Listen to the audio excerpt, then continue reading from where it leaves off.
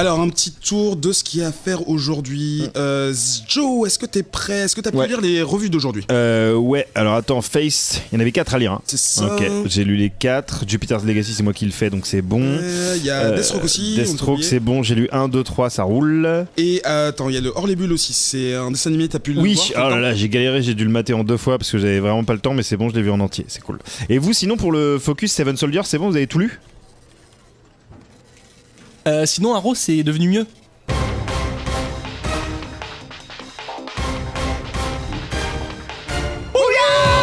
Bouya, oui c'est ça. Bonjour à toutes et à tous et soyez les bienvenus dans ce 60e numéro de Comics Oh là là! Oui déjà, l'émission qui vous parle des comics et de ces univers toutes les 2 semaines sur Radio Kawa. Autour de la table mythique de la buanderie, mes petits chroniqueurs ont mangé les comics et ont vu quelques films aussi ces dernières semaines. Avant d'en discuter ensemble autour de ce micro, on va leur dire bonjour. Il y a Joe qui est là. Hello, Comment ça va? Ça va super, je suis ravi d'être ici. Qu'est-ce que tu lis en ce moment? Qu'est-ce que je lis en ce moment? Je termine l'autobiographie de Bruce Springsteen et c'est hyper bien. Born to Run. Absolument, en J'en VO. vends des litres. Ouais, j'imagine, ouais. À la boutique, les gens sont... J'imagine. On va dire bonjour à Zef. Bonsoir. Comment ça va? Ça va et toi? Bien, merci. Qu'est-ce que tu lis en ce moment? En ce moment, je suis en train de terminer un run sur Shadowland, le truc de Daredevil qui est vraiment cool. Vraiment cool. C'est Miller, c'est ça? Ultra Mais surpris. c'est old school, on est d'accord? Ouais, c'est ultra old school et je suis tombé dessus par hasard en furetant dans une librairie et je fais ok, ça a l'air cool et en fait ça défonce. Tu verras peut-être un focus plus tard, je sais pas. Je sais pas si les gens le lisent, pourquoi pas. Ouais. Bah, faut voir. Tout est une question de temps. Troisième chronique. Troisième chroniqueur, c'est Ben. Hey yo. Comment ça va? Bah ça va. Qu'est-ce que tu lis en ce moment? Je continue à lire Hellboy, hein, comme vous le savez, je suis dans mon Hellboy marathon. Hellboyton, donc les librairies éditions qui sont sublimes, j'en parlerai bientôt. Et j'ai commencé Thanos de Jeff Lemire, D'accord. qui déjà dès le numéro 1 m'a dit en fait tu vas acheter la suite, et j'ai dit ok Jeff. Et au fond du studio, on a un autre fan de Marc Mignola, c'est Quetrus. Marc Mignola, donc. Oh là là, putain. J'aime tellement pas. Toi, tu n'es pas fan, hein. Mike. Salut. Ouais, on t'a bien Ouais, entendu. Quetrus. Vous l'entendrez, j'espère, prochainement sur notre antenne. Et enfin, notre réalisateur préféré, Pat le Yen. Yo. Adrien, qui est aux commandes de cette émission. On a un programme très sympathique pour vous, pour cette semaine. L'héroïsme sous toutes ses formes, c'est dans Face, un comics Valiant. Prise de tête familiale et domination mondiale, c'est dans Jupiter's Legacy. Et enfin, Deathstroke dans sa mouture Rebirth pour conclure les revues. Le focus sera dédié à Seven Soldiers of Victory, un roman graphique de Grant Morrison. Et on se quittera avec un hors les bulles sur Batman The Return of the Caped Crusaders, un film sacrément rigolo. Il est pas anglais. Hein? Il est pas anglais. Attends, je vais la refaire. Ok. Batman, The Return of the Caped Crusaders. Ouais. J'aime pas l'accent américain, Ok. c'est très dur. Twitter, Facebook et Instagram, non, ce ne sont pas les noms de certains super-héros obscurs, de certains trucs bizarres, mais non, ce sont les réseaux sociaux La tête d'Adrien. t'as sur encore le père. lesquels vous pouvez nous contacter, nous faire des bisous, poser des questions, faire des recommandations. Vous avez l'habitude. Tout le monde est prêt? Oui. Yep. Comics Podcast numéro 60, c'est parti.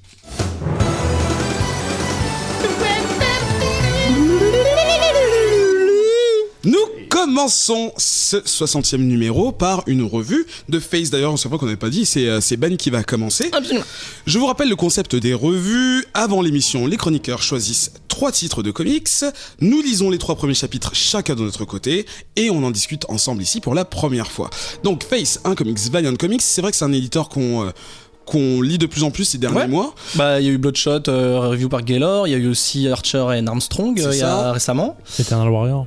Ok. Eternal Warrior. Et là du coup Face qui est à la ville, la petite amie de Archer justement, j'en parlerai dans ma chronique. Eh bien, je te laisse Ah commencer. merde, spoil de ouf! Oh bon non. Bah non, parce que dans les 4 premières issues qu'on a eu à lire, il commence à peine à faire des dates vite fait, genre. Bah pareil dans Archer et Armstrong, elle dit qu'elle a rencontré quelqu'un sur internet. Ah oui, mais, d'accord, ils sont ok. pas mariés quoi. Tu dis Mais c'est son mec. bah ils sont en mode hey. Ils sont plus dans la partie de la friend zone. Le mec Non, spoil non. direct. Mais non. Il a même pas encore résumé le. Donc c'est un scénario de Jodie Hauser. Jodie Hauser, elle est connue parce qu'elle a écrit le comics Orphan Black, qui est donc dérivé de la série télé. Elle a aussi bossé chez Marvel, notamment pour Max Ride, et elle est aussi impliquée dans un truc qui s'appelle la Womanthology, Woman Anthology quoi, Ok. qui est en fait plusieurs recueils de comics qui s'intéressent à la place des femmes dans le comics, mais en tant qu'auteur, dessinateur, ouais. etc. Donc c'est plutôt une bonne personne, je pense. Donc elle nous invite à suivre les aventures de Faith Herbert. Je parlerai des autres personnes de la team après. Les aventures de Faith Herbert, qui est une orpheline qui a été élevée par sa grand-mère. Elle a grandi un peu comme nous tous dans la pop culture, les comics, les séries télé, les jeux de rôle. C'est une geek, on peut dire, même si j'aime pas trop ce terme, une nerd, ou en tout cas voilà. Elle est à fond dedans, et c'est aussi une psyote ou une psyote, je sais pas trop comment on peut dire ça, c'est un mot assez bizarre. C'est ce qui décrit les personnes qui sont dotées de capacités surhumaines. Un peu comme des mutants, je vais en parler un peu plus tard aussi. Ses pouvoirs, juste pour faire simple, elle peut voler et elle peut créer aussi des champs de force sous forme de télékinésie, en fait, des champs de force pour se protéger ou pour transporter des objets. Et donc sous le nom de Zephyr, c'est marrant, c'est comme Zephyriel. Elle a fait partie des. Les salauds. En antenne, il a dit qu'il ferait pas de blague dessus, mais c'est pas. Non, j'ai dit n'en faites pas, parce que je vais ok, faire. d'accord. Non, c'est faux. Elle a fait partie des Renegades, qui en fait est une portion d'une équipe plus générale, dont j'ai oublié le nom d'ailleurs. Mais c'est pas grave, qui en fait sont un peu le pendant des X-Men chez Valiant. En fait, ils s'en cachent pas, hein, c'est une inspiration qui est clairement établie. Et donc via cette espèce de Charles Xavier de chez Valiant, elle a découvert ses pouvoirs. Donc elle a fait partie de cette team des Renegades avec qui elle a un peu défendu la veuve et l'orphelin. Et là, avant même ces histoires qu'on va suivre, elle a décidé de voler de ses propres ailes et de se dire voilà, j'ai fait partie d'une équipe, j'ai des pouvoirs, je suis une super héroïne, mais j'ai décidé de vivre ma vie à moi, ma vie solo, et avec tout ce que ça implique comme problématique, comme conséquence, etc. Et donc on la voit, donc elle garde le nom de Zephyr, c'est son nom de super-héroïne. Elle a une identité secrète qui est Summer Smith. Summer qui est pris de Buffy ou de Scott Summers, on sait pas, mais c'est voilà, pour dire à quel point elle est, à quel point c'est une nerd. Donc sous son identité secrète, elle est un peu une espèce de pigiste dans les trucs un peu de merde, genre BuzzFeed, tu sais, toutes les listes, les 10 super-héros qui sont, TMZ, voilà, tous ces trucs-là. Donc c'est vraiment un boulot pour se planquer un peu comme Clark Kent au Daily Planet au début, tu vois. Et donc elle est super-héroïne de l'autre côté, donc sous le nom de Zephyr, où elle essaye de poursuivre des voleurs, des méchants, quels qu'ils soient. C'est un peu street level, c'est pas non plus voilà, pour l'instant, des menaces intergalactiques. Alors oui et non, au début c'est ce qu'on croit, notamment elle sauve elle chope des voleurs de chiots à un moment dans un espèce de hangar.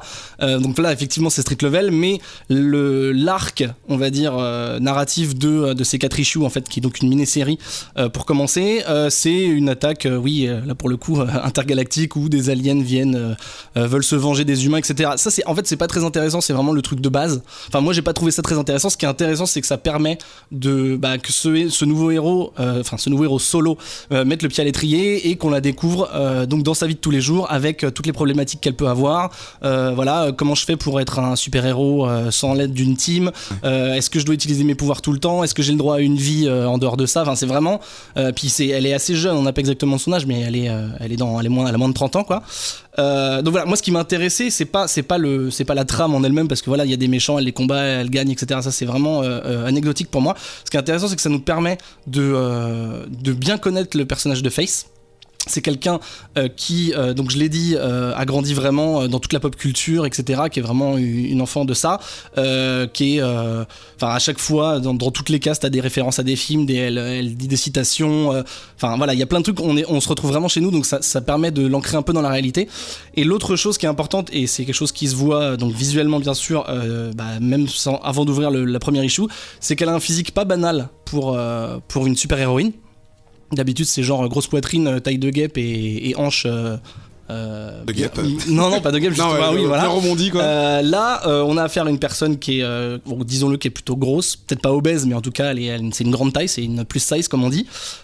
Et même si c'est pas du tout un angle du comic, c'est-à-dire ça va pas jouer sur le scénario. Ouais. C'est pas un argument. C'est pas un argument exactement, mais par contre ça donne au personnage déjà du caractère. Ça permet de voir qu'elle assume complètement son physique, et justement, en fait, on le remarque très clairement, mais à aucun moment ça a du poids dans le, sans mauvais jeu de mots, pardon. Non, c'était vraiment pas voulu. Ça, dans le scénario ou même dans les problèmes du personnage ou quoi, à aucun moment, enfin pour l'instant en tout cas, elle a pas eu de problème dû à ça.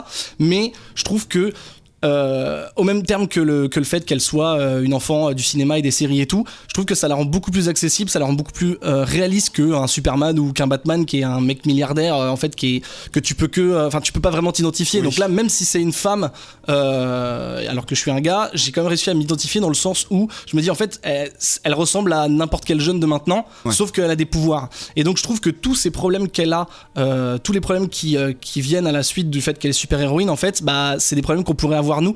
Et du coup, je trouve qu'elle est vraiment, la street level pour le coup, c'est vraiment ça parce que elle est à notre level à nous. Ok, elle a des super pouvoirs, mais tous ces problèmes, c'est des problèmes qu'on a. Et évidemment, c'est multiplié par sa puissance, quoi. Mais je trouve que c'est quelqu'un qui s'assume, elle assume sa culture, elle assume ses références, elle assume son apparence, elle assume le fait d'avoir un petit copain par internet. Enfin voilà, c'est un truc de super-héros, mais en gros c'est cool de voir quelqu'un qui nous ressemble devenir un super-héros. Tu vois, on pourrait le dire pour Kick-Ass par exemple, mais c'est un peu plus compliqué. Là je trouve que je me suis beaucoup plus identifié que pour un Kick-Ass qui est aussi un nerd à la base et qui devient bon, il a pas de super pouvoir, mais bon, c'est le même principe. Donc voilà. Donc ce que je disais, c'est que ces 4 premiers arcs en fait, enfin ces 4 premières issues de ce premier arc, ça permet de découvrir le perso. Elle vient donc d'une équipe, donc ça permet de découvrir le personnage tout seul, et ça a tellement eu de succès que déjà ça a été réédité maintes et maintes fois. Je crois qu'ils en sont à la 5e réédition. Ah oui, d'accord. Voilà. Ouais. Et évidemment, Valiant s'est rendu à l'évidence qu'il lui fallait une série à elle-même. Donc il y a une ongoing qui est partie de ça depuis le mois de juillet. Ouais. Donc je crois qu'il y a 5 ou 6 issues, 5 je crois. Et donc voilà, donc c'est une série qui est partie. Donc plutôt que de vous faire lire les 3 premiers de la nouvelle série, j'avais envie de vous faire lire cette espèce de mini-série d'introduction pour c'est parce que je me dis que si vous accrochez, enfin vous les auditeurs, si vous accrochez à ça, et je pense que oui, vous aurez envie de lire la ongoing et de suivre ses aventures, parce qu'à mon avis ça devient un petit peu plus musclé en termes d'action. Alors la ongoing c'est la série en cours. Oui, régulière si tu veux, pardon. Donc voilà, donc je trouve que c'est un personnage qui est intéressant à suivre et que j'ai envie de voir évoluer, et voilà, donc c'est plutôt cool. Joe, ton avis là-dessus? Écoutez, moi, j'ai pas été totalement convaincu par cette première mini-série. Et justement, j'ai trouvé ça cool que Ben nous propose de lire ça, parce qu'effectivement, c'est une bonne manière de savoir si ça sert à quelque chose de t'engager sur la suite ou pas. Ben, t'avais envie de rajouter quelque chose? Non, je viens de me penser que j'avais oublié de parler des dessins, mais vas-y. Ah ouais, justement je vais en parler. Okay. Alors, globalement, justement pour revenir sur les dessins, donc il y a deux personnes au dessin sur en tout cas la mini-série. Il y a Francis Portela d'abord, voilà, qui est Francis Portela et Caroline Sauvage. Marguerite Sauvage, pardon.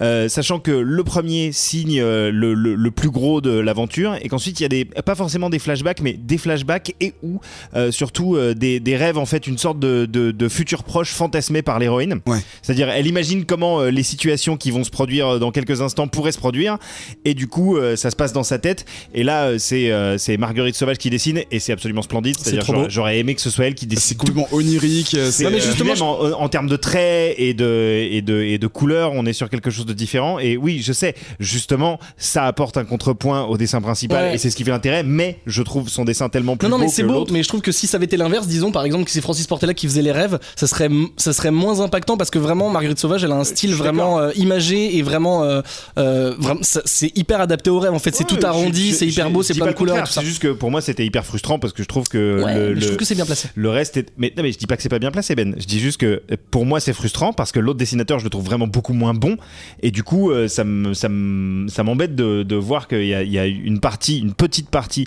des issues qui sont super belles, et une autre partie que je trouve vraiment hyper quelconque, parce que mais c'est comme dans la vie, la réalité est toujours moins belle que les rêves. Oh là là, venu du mec qui n'aime pas quand les dessinateurs changent, parce que ça lui bloque sa lecture. C'est faux, j'aime pas quand ça change pour aucune raison. Là il y a une raison. Oui, je trouve qu'il y a une raison, effectivement. C'est juste dommage que les deux dessinateurs soient pas au même niveau technique, je trouve. Cela dit, au-delà de ce défaut mineur, puisque moi, un peu comme tout le monde, si une histoire me plaît beaucoup, le dessin peut passer au second plan. Mais là, en fait, on est sur un truc plutôt bien écrit, plutôt efficace, mais qui, moi, me parle pas trop, et qui, effectivement, d'ailleurs, il y a plusieurs références qui sont faites à ça dans les 3 numéros de cette mini-série. C'est très dans l'esprit, si vous aimez les comics de Josh Whedon, voilà, ça va clairement vous parler. Il y a un côté un peu léger, un peu outsider aussi, avec effectivement un personnage principal qui physiquement ne répond pas du tout aux standards qu'on peut imaginer d'une super-héroïne, à qui il arrive des aventures super super héroïque, mais également on est clairement plongé dans sa vie de tous les jours, avec un petit peu de loose, un petit peu de vie privée sentimentale, un petit peu de comment elle gère son boulot à côté, qui est clairement une sorte de boulot à la Clark Kent, mais vraiment du pauvre, c'est-à-dire elle est censée être journaliste, mais en fait elle écrit des articles de blog à sensation, ou genre si elle fait pas assez de likes, elle va se faire virer. Donc bref, tout ça c'est très bien, mais moi ça me passionne pas vraiment. Je trouve que toutes les références, tout le côté justement on rentre dans la vie quotidienne des super-héros, ça a été déjà un peu vu et revu dans plein d'autres trucs, que ce soit dans les comic books ou même dans des adaptations genre les Invincibles de Pixar ou des trucs comme ça. Donc du coup ça, je trouve que ça fonctionne, mais pour moi c'est une redite par rapport à plein d'autres œuvres, et c'est ce qui fait que je pense pas que ça va m'accrocher pour la suite. Mais tu vois, par exemple, She-Hulk qu'on avait review, c'est un peu le même plan. Non mais on rigole parce qu'on dit que c'est nul, mais c'était un peu le même plan, c'était la vie privée de She-Hulk, et je trouve qu'il n'y avait pas ce côté accessible du personnage. Moi je restais vraiment spectateur du truc, alors que là en fait je me sens vraiment impliqué. Oui, clairement, on peut non mais je comprends complètement qu'on puisse s'identifier au personnage, voilà. Et que mais en fait c'est peut-être parce que je suis plus vieux maintenant, et que ça se trouve si j'avais découvert ce comic quand j'étais ado, j'aurais clairement accroché. Mais là pour moi aujourd'hui c'est comme si je découvrais Buffy aujourd'hui, tu vois, je dirais je m'en fous complètement, alors que si t'as découvert Buffy quand t'avais 16 ans, t'as kiffé quoi, tu vois. Donc, c'est un peu le même problème pour moi. Donc pas trop moyennement convaincu, non. Zef, mais je reconnais que c'est une œuvre tout à fait honorable. Et toi Zef? Non, en fait je sais pas à quoi rajouter après son débat. Moi j'ai kiffé, mais parce que pour toutes les mauvaises raisons que Joe a énoncées, qui sont finalement assez bonnes, et je pense être plus vieux que lui par ailleurs, mais je sais pas, non, j'aime bien le côté en fait, peu. Il vient de dire que tu peux être plus vieux et kiffer Buffy et ce genre d'histoire. Je sais pas qu'il était plus âgé que toi en fait, mais c'est pas. Ok, on s'en fout. Voilà, on passe à la suite.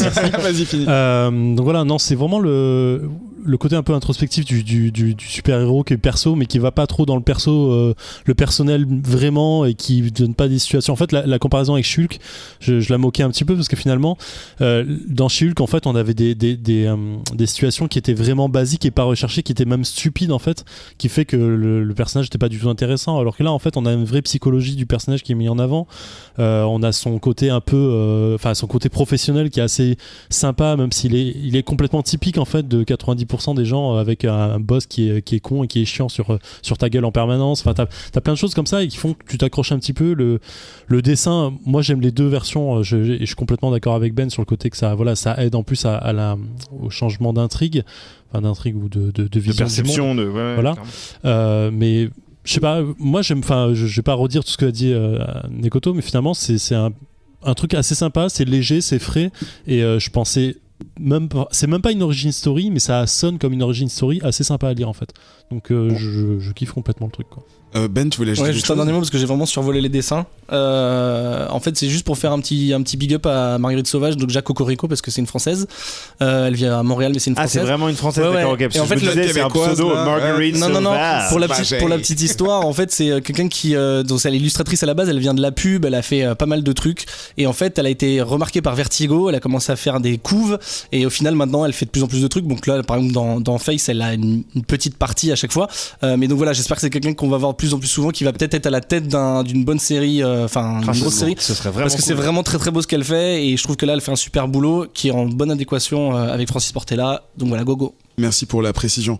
On va passer à la deuxième revue de cette. Tu me pointes d'un doigt. Ouais, ça, c'est bien parce que ça attire votre attention. Tu désignes que je fais la suite, donc c'est ça ? Exactement ça. D'accord. On va parler d'une série Image Comics qui s'appelle Jupiter's Legacy, qui a un peu comme Face d'ailleurs connu deux volumes, donc deux gros blocs de publication. Trois si on compte le spin-off Jupiter's Circle, qui fait le lien, enfin pas le lien, mais en gros qui comble le temps de publication qui sépare les deux Jupiter's Legacy. Je sais pas si j'ai été très très clair, mais moi j'ai compris, mais justement on va déjà parler du premier pour voir justement comment la suite peut se. J'ai une question avant que Joe commence. Oui Ben. Joe, tu n'aimes pas Mark Millar, pourquoi tu refais du Millar en review? Mais non, c'est Exactement hyper. ça. Non, c'est une vraie question. Non, mais écoute, c'est Tu le très chies simple. dessus Alors, souvent. Ouais, mais ça veut pas dire que j'aime pas. Du coup, ça m'intrigue pourquoi tu veux le review. Mais Je c'est sais pas, intéressant. genre t'aimes pas le poisson, mais toute ta vie les gens te disent putain, mais tu sais vraiment pas ce qui est bon. Il faut que tu continues à goûter. Plus tu vas évoluer avec l'âge, peut-être que tes goûts vont changer.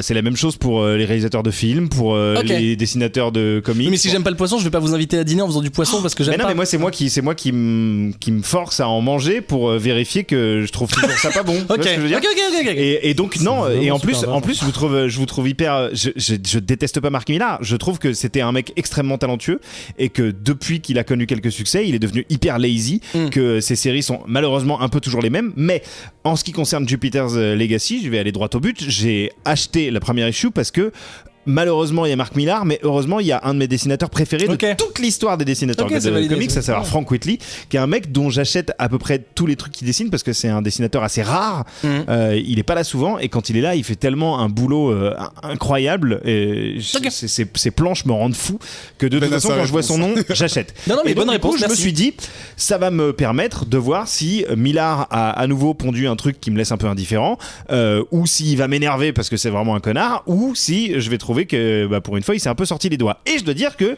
j'ai été particulièrement déçu parce que sur les premières issues j'étais là genre oui, enfin le mec s'attaque à quelque chose qui moi me parle souvent parce que j'aime bien ce genre de récits, c'est les récits qui revisitent un peu la mythologie super-héroïque, qui se replongent aux origines, à la création et qui rend donc un peu hommage aux 100 ans d'histoire de comics américains en défrichant un peu et en réinventant les origines des premiers super-héros. Et donc, les premières issues de Jupiter's Legacy nous replongent au début, dans les années 30, je crois. Ça, oui, c'est juste après la Grande Dépression aux États-Unis. 32. Exactement, juste après la Grande Dépression, en 1932, et on voit un groupe de pas du tout de super-héros, un groupe de soldats, de scientifiques, navigateurs, des marins. En gros des aventuriers, des explorateurs, Un équipage, aventuriers, ouais. un équipage américain qui s'aventure sur une île sur l'impulsion d'un chef de groupe qui est persuadé que sur cette île il va trouver la réponse. Il sait pas exactement ce que c'est, mais un rêve lui a indiqué qu'il allait trouver la réponse aux problèmes de l'Amérique et que sur cette île ils allaient certainement pouvoir trouver la solution pour rebondir et justement se relever après cette grande dépression. Et en fait ce qui va se passer une fois qu'ils vont revenir de cette île, c'est que ce sera devenu les 6 premiers super-héros de l'histoire des super-héros. Ce sera les 6 super-héros d'origine. Ensuite, la série nous ramène en 2013, puisque la série a commencé à être publiée en 2013, de manière très très irrégulière, ça s'étend jusqu'à aujourd'hui. Pour ceux qui ont vraiment kiffé, ça a dû être d'ailleurs extrêmement frustrant parce que parfois tu te tapes un an entre 2 issues, donc c'est compliqué. Sans spoil, le premier TPB du premier volume est sorti que l'année dernière. Voilà. Alors que ça a commencé en 2013. Donc bref, on se retrouve en 2013 donc, et la génération suivante, les enfants et les petits-enfants de ces premiers super-héros ont un lourd fardeau à porter, c'est-à-dire qu'ils ont cet héritage, donc cette legacy sur les épaules, et qui sont censés représenter la future génération de super-héros, sauf qu'en fait ce sont des jeunes drogués qui ont envie de faire la fête, qui sont un peu des superstars Voilà, ils aiment bien la de popularité. télé-réalité, ils aiment la popularité parce que ce sont les fils des super-héros originels, donc ils n'ont pas eu besoin de bosser ni de faire quoi que ce soit pour devenir connus, et ils n'ont pas du tout envie d'être les nouveaux super-héros, enfin ça les fait chier. Du coup il y a un conflit des générations, tout ça c'est hyper intéressant, c'est développé sur les 3 premiers issues et voilà on assiste au conflit des générations entre les parents et les enfants super-héros. C'est plutôt bien écrit, c'est hyper beau parce que c'est Whitley et on sent qu'il y a une sorte de tension sous-jacente, même entre les vieux super-héros, il y a des sortes de divergences d'opinion. C'est un peu comme si Batman et Superman venaient vraiment à se friter, un peu comme s'il y avait un Civil War aussi qui traînait quelque part, mais que ça explose pas vraiment. Et d'ailleurs, c'est du Millar, donc ça nous étonne pas tellement qu'il se dirige vers un récit comme ça. Et effectivement, dès la 4e ou 3e issue, on va s'apercevoir qu'il y a vraiment des dissensions et des divergences d'opinion entre les 2 leaders des super-héros d'origine qui vont, je veux pas trop en spoiler parce que si jamais, qui vont effectivement en venir aux mains. Et cet affrontement et ses conséquences vont donner, en gros, vont créer le terreau pour la suite de l'histoire qui va être En gros, une fois que les vrais super-héros, en tout cas les super-héros qui, selon Mark Millar, respectent un peu l'idéal américain des super-héros, disparaissent et qu'il ne reste plus que les dissidents et leur descendance, comment en fait le monde va survivre face à une caste super-héroïque qui, plutôt que de suivre les indications du gouvernement, va décider d'être beaucoup plus d'intervenir en fait, interventionniste sur tous les conflits mondiaux, et vont un peu avoir la main mise sur la terre entière. C'est ambitieux comme récit, sauf que malheureusement, et c'est là qu'on tombe une fois de plus dans les travers, je trouve, de Mark Millar, on a des premières issues qui sont hyper soignées en termes de rythme, en termes d'écriture, où on pose un univers qui est hyper alléchant. Et puis très vite, Mark Millar écrit tellement de trucs, il a tellement de projets, il a tellement envie que toutes les séries qu'il écrit soient adaptées au cinéma, qu'en fait, une fois qu'il s'est occupé un peu du début, plutôt que de déléguer ce qu'il pourrait complètement faire à d'autres auteurs, comme le fait parfois Morrison justement quand il n'a pas le temps, il dit bon, j'ai écrit le truc, vous avez une sorte de cahier des charges et je vais donner les rênes à quelqu'un qui a le temps de le faire. Lui il dit non en fait je vais tout faire, sauf que malheureusement selon moi il bâcle, et que la suite de Jupiter's Legacy qui va se terminer en 10 issues, il avait prévu Mark Millar que ce serait 10-12 issues, ça va se terminer au bout de 10, donc sur très très longtemps, donc le prochain numéro, la prochaine issue sera la dernière. Je trouve que malheureusement on se dirige vers une résolution de l'intrigue qui est complètement en dessous des ambitions premières, et qui ne livre finalement pas de vision nouvelle ni très enrichissante sur le mythe super-héroïque. Ça propose beaucoup de choses, mais ça ne les... Ça propose beaucoup de choses, et ça laisse même pas forcément de libre cours au lecteur pour se faire sa propre vision. C'est-à-dire que ça pourrait être effectivement hyper ouvert, et puis toi tu te fais ensuite ta propre histoire. Non, c'est clairement une histoire avec un début, un milieu, une fin, sauf que le milieu et la fin sont vraiment pas à la hauteur de la promesse qui a été faite au début. Alors malgré tout, il reste des personnages super attachants, il reste des situations, des séquences chocs qui fonctionnent vraiment bien. C'est Mark Millar, donc c'est de toute façon on est dans l'efficacité. En plus de ça, il a la chance d'avoir un des meilleurs dessinateurs du monde avec lui, Frank Whiteley, donc du début à la fin c'est très très beau, mais enfin voilà, une fois de plus je trouve qu'il y a énormément de potentiel et que c'est exploité au quart, quoi, tu vois. D'où la déception de justement ce que Millar fera enfin un truc qui plaira. Hyper longtemps, c'est-à-dire que si à la limite il avait sorti ça en 6 mois comme les Chrononauts, je me serais dit bon bah voilà, le mec il a écrit un truc vite fait, tant pis, tu vois, Osef. Là il a développé ça sur 3 ans, le mec. Putain, il est pas foutu de nous faire un truc un petit peu plus fouillé avec... Donc moi je trouve ça assez dommage. Cela dit, si vous aimez les beaux comics, allez-y parce que c'est à tomber par terre, et en plus de ça, malgré tout, je suis pas indulgent du tout avec Millar, parce que je trouve que c'est un mec qui peut être brillant, et quand il se sort pas les doigts du cul ça m'énerve. Mais au-delà de ça, il y a quand même de très bonnes choses. Il y a plein de références qui vont plaire aux cinéphiles, parce que le début ça rappelle un petit peu King Kong, parce que si vous aimez la mythologie grecque, la mythologie romaine, vous allez trouver plein de trucs. C'est super intéressant de se plonger un peu dans les à côté de l'histoire, et c'est le genre de comics effectivement qui te donne envie de découvrir d'autres trucs qui n'ont rien à voir avec le comics. Ouais. Donc pour ça c'est cool, mais malheureusement vous attendez pas à un récit qui sur le long cours aura autant de puissance que son introduction. Ok, c'est un peu doux amer. Ouais. On va voir si Zef. Et c'est pour ça que je continue à lire du Millar. Parce que tu veux chercher et trouver la pépite enfin. Bah ouais. Petite pépite. Malheureusement, je crois que c'est derrière lui. Zéphiriel, est-ce que toi, tu as aussi eu une opinion un peu grise de ce que Millar a fait, ou est-ce que tu as été complètement pris et tu as vraiment apprécié? Sur l'œuvre de Millar entière ou juste Non, sur juste celui-ci. Ce soir, juste non, celui-ci. C'est marrant parce qu'en fait, tout ce que dit Joe, en fait, je comprends mieux sa haine en fait sur l'auteur. Mais non, parce qu'en fait, il y a plusieurs fois où tu disais qu'il n'est donc pas une en fait. haine. Oui, mais je comprends. J'aime pas le mec. J'en ai pas parlé, mais le mec publiquement est un peu puant. Il tire des propos. Ça, non, je parle juste de ses œuvres en tant que telles. Mais pour le coup, c'est marrant parce que en fait, je pense qu'il est effectivement comme ça en fait sur toutes ses œuvres, t'as l'impression qu'il prend un concept super intéressant, qu'il met dans un milieu encore plus bizarre et qu'il voit ce que ça donne, mais qu'il arrive jamais à aller au fond des choses en fait. Mais et pour Jupiter Legacy, en fait, à chaque fois je le voyais passer dans beaucoup d'issues de trucs que je lisais de lui ou qu'il y avait chez Image. Tu lis les petites previews. Ouais, les previews en fait, et j'avais jamais accroché à ce truc en fait, jamais. À chaque fois je lisais ça, je disais c'est vrai que sans contexte c'est un peu compliqué. Ouais, c'est un peu délicat à découvrir, et au final me plonger dedans aujourd'hui. Là-dedans, j'aime beaucoup en fait le côté affrontement Civil War que tu sens naître dès le début, un peu, tu sens que ça va arriver. Mais il y a un truc qui me dérange, j'arrive pas à accrocher en fait à la série complètement. Il y a un truc, en fait, tu sens que ça va être profond, tu sens que ça peut être ultra cool, et en fait, du coup, t'arrives pas à me vendre la sauce du tout. Et je pense que j'arriverai même pas à lire la fin en fait.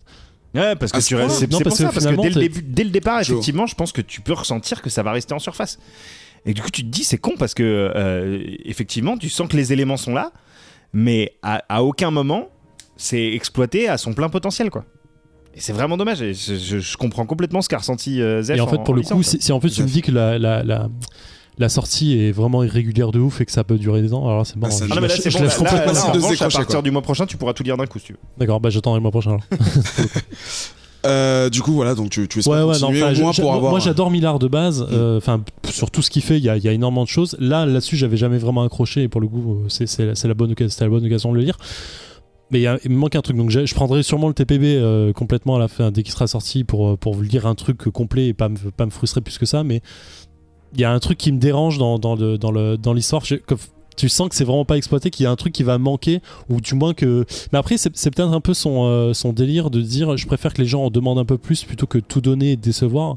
Qui fait que sur Nemesis, il avait fait un peu ça en fait. C'était très court, c'était très intense, t'avais envie de voir plus, mais finalement, c'était le concept de base était très intéressant, mais au final. Genre sur Cat Issues, t'avais rien à donner. En fait, c'était juste un bolide qui passait, c'était trop cool, mais genre là, il te laisse sur ta fin en disant bah ouais, mais t'avais 10 fois plus à faire, 10 fois mieux à faire et tu l'as pas exploité. C'est vraiment dommage. Donc je pense que c'était peut-être un mec comme ça au final. Vous donnez l'impression d'un chat qui voit un laser et genre il commence un truc, c'est très productif, et dès qu'il voit un truc qui passe, il arrête, il fait autre chose et en fait, il a oublié ce qu'il faisait au début. Je comprends mieux en fait. Je savais qu'il était sur énormément de séries, mais je pensais pas qu'il voulait pas lâcher ses séries à ce point-là en fait. Le côté délégation de la série. Enfin, déléguer sa série à quelqu'un d'autre pour dire ok, vas-y, exploite l'histoire que j'ai mis en place. Je savais pas qu'il était à ce point contre le fric en fait sur ses propres séries. Donc du coup, je peux comprendre qu'avec tout ce qu'il a en tête et les projets cinéma qu'il y a à côté et ainsi de suite, ils veulent pas lâcher l'affaire, quoi. On va donner la parole à Ben pour voir ce qu'il en a pensé. Est-ce que pareil, est-ce que toi déjà t'as un passif avec Millard? Est-ce qu'il y a des choses qui t'ont vraiment déçu ou plus? Et du coup, est-ce que cette série a influencé ton avis? Frank Millard, le mec de Batman, on parle de lui, c'est ça? J'ai dit Frank Millard? J'ai dit Millard? Non, parce que j'ai un peu me trompé sur le prénom. Donc, mais c'est pour ça que je fais ça. Jacques. En fait, j'ai lu que les 3 premières issues de ce truc-là, donc je peux pas forcément contredire ce que disent Joe et Zef. J'ai pas ressenti ce côté j'envoie la purée dès le départ et ensuite je m'essouffle. J'ai pas ça. Moi, vraiment. T'as la purée, toi. Moi je suis encore dans la purée là. Non mais disons que effectivement c'est bon, claque dès le départ, sans même parler des dessins, juste claque dès le départ sur le concept en lui-même, le côté île déserte, ils y vont machin, ils reviennent, enfin déjà je trouve ça génial. Et en fait ce qui m'a vraiment pris, ce qui m'a vraiment retenu, c'est le côté effectivement choc des générations. En fait, ce qu'il y a, c'est qu'au tout départ, le héros, enfin le principal Utopian, donc le mec qui est à l'origine de cette expédition sur l'île déserte, dit l'Amérique est dans la merde, j'ai besoin, je sais ce dont elle a besoin et ce que je vais chercher là-bas, c'est ce dont l'Amérique a besoin pour se relever. Et donc du coup, c'est vraiment toute l'essence même des super-héros. J'ai trouvé ça vraiment bien, que justement il y en ait zéro et qu'à partir de ce truc-là, il y en ait plein et qu'ils aient des enfants, etc. Enfin, on a vu plein de fois des super-héros qui ont des enfants, qui prennent la relève et tout, mais là c'est vraiment, tous les super-héros ont eu des enfants, tu vois, c'est vraiment le principe même du truc. C'est pas genre un super-héros par là, il a un enfant qui va prendre la relève, c'est vraiment c'est le principe de ça, c'est il y a une première génération qui ont des enfants et ils s'attendent à ce que leur progéniture reprenne le flambeau. Et en fait, ce que je trouve assez dingue, c'est que j'ai pas réussi à prendre parti. Je me suis pas dit ouais, moi je suis plus les héros old school qui veulent sauver le truc machin, ou je suis plus un jeune qui en a rien à foutre, pourquoi je serais un super-héros, tout ça parce que j'ai des pouvoirs, rien ne m'y oblige. Et au final j'étais des deux côtés et chacun avait des pour et des contre. et j'étais d'accord ou pas avec les deux. Enfin, j'étais vraiment le cul entre deux chaises, mais ça m'allait comme rôle parce que je me dis ok, bah, je vais continuer à suivre les deux, puis on verra bien. Je suis pas obligé de choisir un camp. Et donc voilà, pour l'instant, j'adore ce qui se passe. Je vais continuer à lire parce que je trouve ça vraiment terrible. Les dessins, Joe l'a dit tout à l'heure, c'est un génie et je crois que c'est clairement ça. En fait, je trouve que c'est le mec qui arrive c'est le chaînon manquant de l'ADN de la BD entre le comics et la BD franco-belge, je trouve. C'est-à-dire qu'en gros, c'est le gars qui peut, pour moi, il peut faire tout ce qu'il veut. C'est-à-dire qu'il peut traiter n'importe quel super-héros, ça marchera. Il peut traiter n'importe quel héros de BD franco-belge. Même je suis sûr s'il fait du manga, ça va fonctionner. Enfin, voilà. Donc pour moi, c'est vraiment, effectivement, c'est un des génies de notre temps. Et même si l'histoire s'essouffle et devient moins intéressante, voire ça me fait chier, je pense que je lirai quand même tout juste pour les dessins de Frank Whiteley. Parce que voilà, enfin, il est génial. Donc l'histoire pour l'instant me va très bien. Les dessins, je reste sur une page pendant 10 minutes tellement c'est beau. Donc pour l'instant, je suis pas aussi catégorique que mes petits camarades. Je pense que je lirai. Et juste pour faire plaisir à Joe, évidemment, Mark Millar a prévu un film qui est sous la houlette de Lorenzo Di Bonaventura qui a fait G.I. Joe, Transformers, etc.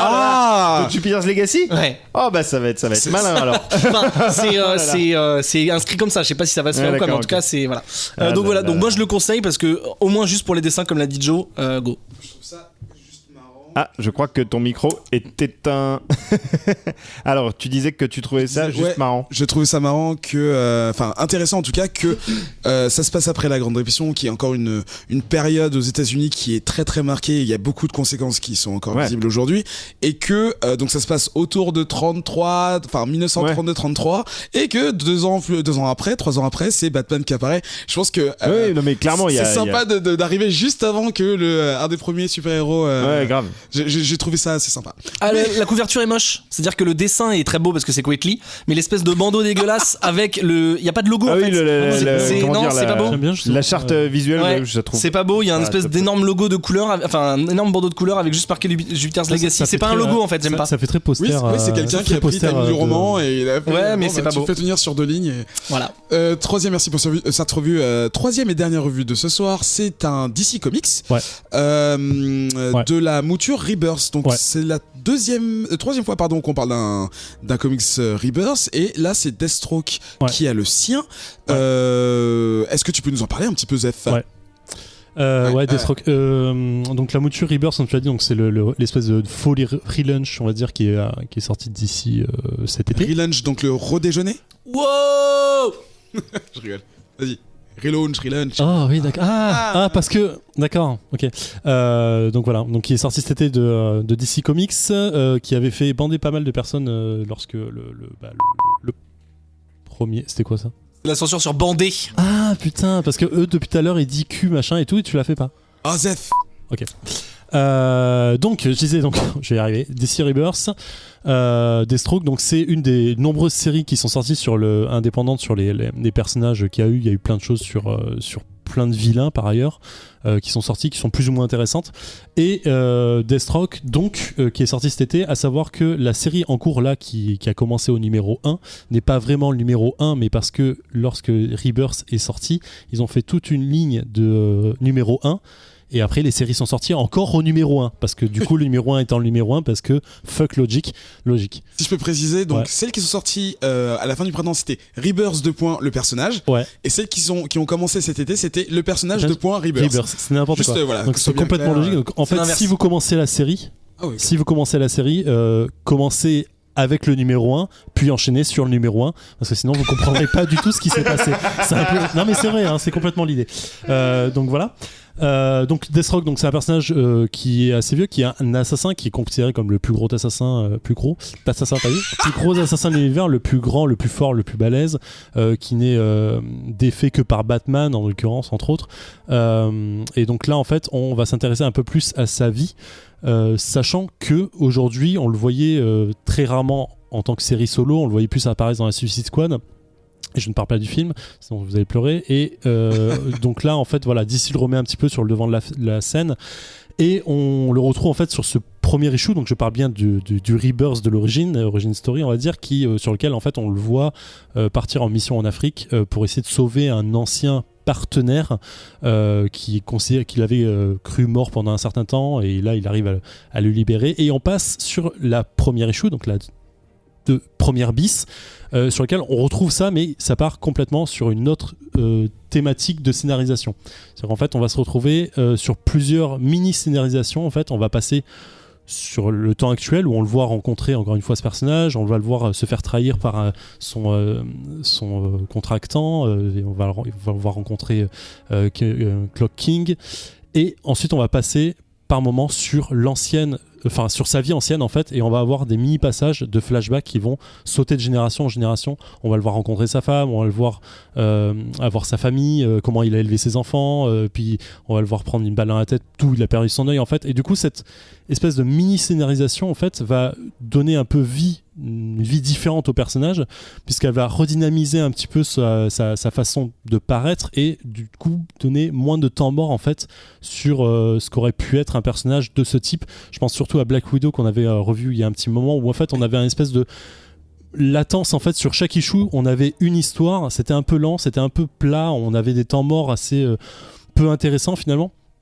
Et là en fait cette façon de scénariser le truc donne une trame de fond qui est pas forcément super intéressante, puisque finalement on suit qu'un assassin qui suit les contrats. Enfin là en l'occurrence il va essayer de deviner qui veut tuer Ravage, donc qui est son partenaire Deathstroke pendant féminin, et il va essayer en fait de découvrir ça. Donc en fait on suit juste une trame qui est complètement basique, mais redynamisée en fait par son passé, en redécouvrant en fait des histoires de sa vie, ses anciennes missions, ou comment ses anciens partenaires il les a rencontrés. Des éléments qui l'humanisent ou en fait ça parce que je t'avoue que moi je suis pas très très proche du perso, enfin ça l'humanise en fait quand tu le vois rencontrer, ça l'humanise de façon assez intéressante quand tu le vois rencontrer, quand tu vois qu'il est avec sa femme ou avec ses enfants ou ce genre de choses. Tu le vois comment il peut être dur en tant que personne et froide en tant que personne dans sa vie de famille par exemple, et à côté de ça tu le comprends en tant qu'assassin, où c'est l'assassin le plus réglo du monde. C'est-à-dire qu'il prend son contrat, il est payé pour ça, il fait exactement ce dont on l'a payé,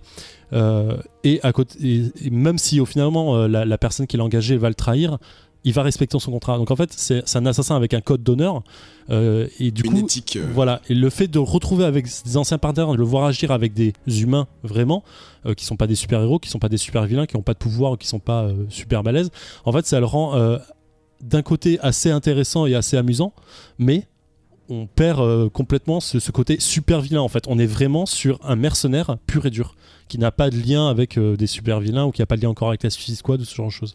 Donc en fait ça le rend à mon sens plus intéressant. Maintenant c'est pas le comics de l'année. Dans toute la série de ce genre qui sont sortis sur tous les trucs type Harley Quinn, Blue Beetle, machin, truc, ça c'est pas non plus la pire. Je veux dire de personnages un petit peu secondaires qui vont être remis au goût du jour par DC, qui vont essayer de remettre un petit peu en avant. C'est une des séries qui est à mon sens la plus intéressante. Donc voilà, c'est juste pour. Je sais que mes petits copains n'ont pas aimé, ils me l'ont dit avant antenne, mais c'est pas non plus le plus. C'est pas le plus inintéressant. En fait, on a un petit côté remis goût du jour du personnage, surtout au niveau du dessin, avec son costume qui est un peu plus remis en avant. Et je trouve assez intéressant en fait le sortir de la team Suicide Squad qui est plutôt bonne aujourd'hui, surtout sur la série Rebirth, et de le voir un petit peu en indépendant là-dessus quoi. Donc tu penses que ça va être un bon tremplin pour qu'il soit véritablement un personnage proéminent chez DC à l'avenir? À mon avis, il sera jamais un personnage proéminent, mais il pourra être mis en avant en tant que vilain, peut-être un peu plus balèze. En fait, le fait que dans les anciennes séries, on parle de lui comme étant le deadliest assassin ever, voilà. Tu te dis, et qu'il se fasse toujours defeat par Batman, tu te dis, ok, mais en fait, c'est une grosse merde. Mais en fait, là, tu te rends compte que finalement, non, il est vraiment balèze, mais Batman est peut-être encore un peu plus balèze. Juste avant d'embrayer, j'ai une question, parce que vous parliez du film Suicide Squad, mais il y est pas dedans. Non, en fait, je confonds. Avec Deadshot. Putain, mais ouais. Je parle depuis tout à l'heure, je confonds. Ouais. J'ai lu la mauvaise. L'erreur basique, je suis vraiment désolé. Mais après, on est d'accord sur le fait que les deux personnages ont quand même des points en commun, c'est-à-dire complètement. Ce sont tous les deux le meilleur assassin du monde. Complètement une connerie. Je suis désolé. Il se passe que en fait, il y en a, c'est censé être chacun le meilleur assassin du monde, mais bon, ils sont deux. Donc des remarques sur Twitter. Non, mais mais clairement. Et en plus, ils sont tous les deux un peu sapés quand même de la même manière. Similairement avec un œil. Je Deadshot, décède tout de suite. Deadshot, c'est surtout un mec qui s'est tiré, alors que Oui, Deathstroke, bien sûr. il tue avec n'importe quoi. Oui, Enfin, non, tu mais vois. je sais bien, c'était. Moi, je suis plus team Deathstroke que Deadshot. Moi, je préfère Deathstroke visuellement. Ah oui. Alors, je vais pas trop m'étendre. Moi, j'aime bien le personnage et justement, c'est pour ça que j'ai été d'autant plus déçu. C'est-à-dire qu'une réactualisation du perso, je suis hyper pour. Je trouve que son nouveau look, qui est pas si différent de l'ancien, mais enfin voilà, j'aime bien l'aspect visuel qui est développé dans ces 3 premières issues. Après, malheureusement, je trouve ça écrit un peu avec les pieds et du coup, c'est con parce que effectivement, ça pourrait être. Ça pourrait être hyper intéressant, mais pour le moment, je trouve que c'est vraiment très très lambda et que c'est pas à la hauteur des ambitions qu'il semble avoir pour le personnage. C'est-à-dire, effectivement, on sent que ils prennent le perso et qu'ils se disent, lui, on va essayer de le mettre dans les A-listers des super vilains, c'est-à-dire un mec qui peut devenir vraiment une éventuelle grosse menace potentielle pour Batman, puisque Batman, on a quand même de plus en plus de mal à lui trouver des menaces vu qu'il pète la gueule à tout le monde, et que ce serait bien effectivement d'avoir un méchant qui représente un danger pour Batman, et donc pourquoi pas Deathstroke, mais là pour le moment, enfin sur cette série là, je trouve que c'est pas hyper intéressant. J'ai encore des souvenirs un peu douloureux du premier numéro où j'étais là genre, où il y a des flashbacks et tout, j'étais là genre attends, mais qui est machin, pourquoi il y a des enfants là, enfin bref, c'est qui le dictateur africain, il est en guerre avec qui, pourquoi machin veut le tuer, c'est qui le mec avec le roi des horloges j'étais là, voilà là. Donc bref, et à aucun moment sur les issues suivantes j'ai réussi à trouver quelque chose qui clairement me remette un peu les idées en place. Donc voilà, j'aime le perso, je trouve que c'est pas dégueulasse en termes de visuel, mais au niveau du scénario et des dialogues, c'est poussif un peu quoi. Pour conclure les revues cette semaine, on va prendre l'avis de Ben, ça rime. Qu'est-ce que c'est que cette merde? Non, c'est pas vrai. En fait, un peu comme Joe, j'aime beaucoup le perso, en tout cas visuellement, parce que j'en connais peu. Pour te dire, avant de lire le comics, ce que je connaissais sur Deathstroke, c'était dans son personnage dans Arrow, enfin sa version dans Arrow, qui était plutôt très cool. Mais j'ai toujours eu envie de découvrir le perso, donc je me suis dit cool. Il y a tous les éléments d'une bonne recette, mais le plat n'est pas bon. C'est-à-dire qu'il y a un perso qui est censé être un vilain, mais pas tout à fait parce qu'il a un code, donc ça je trouve ça mortel, surtout pour un assassin. C'est pas juste un mec qui est méchant, il a des enfants, ça se passe pas forcément très bien. Tu peux pas être méchant si t'as des enfants. Si. Il a une nana qui veut divorcer, il a un meilleur ami avec qui ça a pas toujours été très. Enfin, il y a plein d'éléments qui pourraient en faire un perso hyper riche, et je pense que ça fait partie du perso à la base. Je pense qu'ils ont pas réécrit de zéro.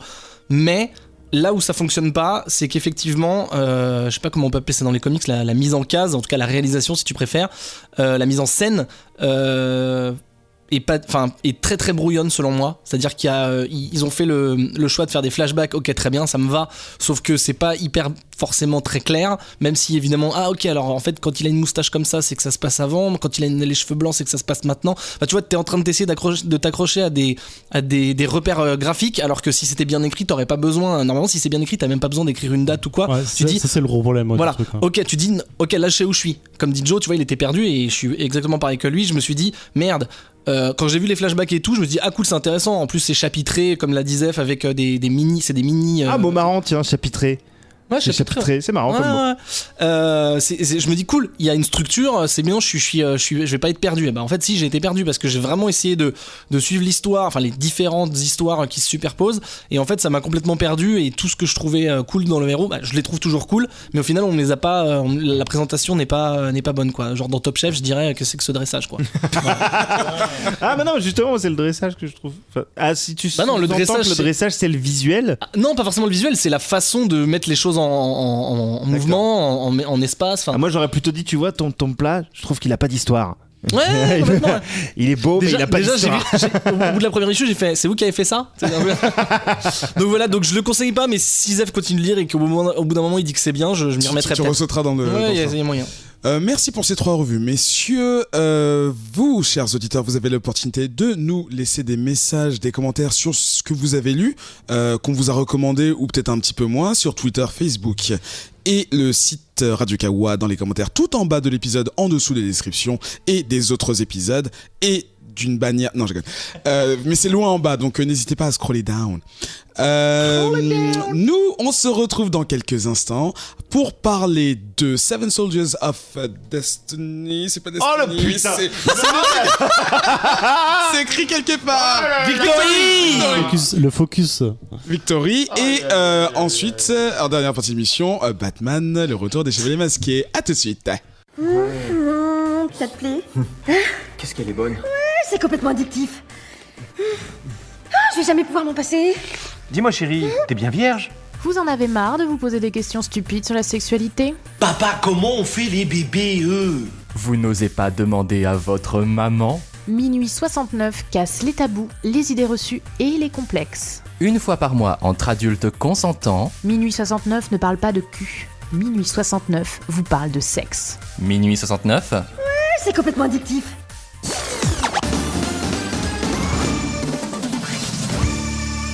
C'est le mec creuse sa propre putain de tombe, quoi. C'est les chevaliers capés.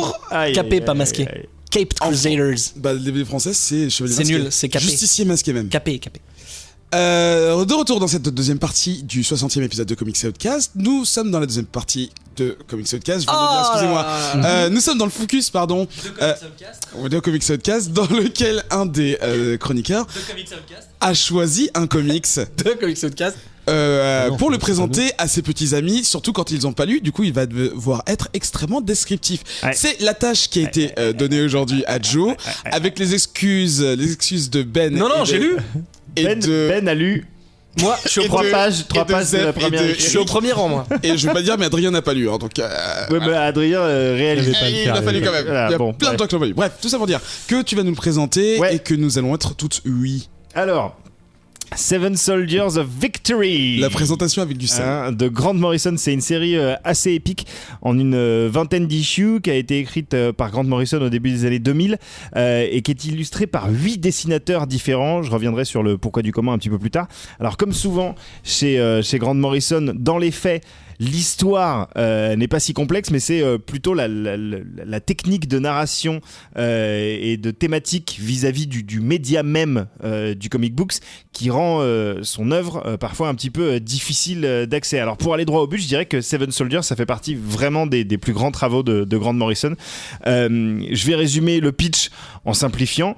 7 héros venus d'époques et de lieux différents doivent affronter une menace alien sur le point de moissonner l'humanité tout entière. Voilà. D'accord. Donc en gros, il y a l'humanité, il y a des aliens qui arrivent, ils veulent la moissonner, et il y a 7 héros qui vont affronter cette menace. Alors, Cette menace, Pardon. c'est la race Shida.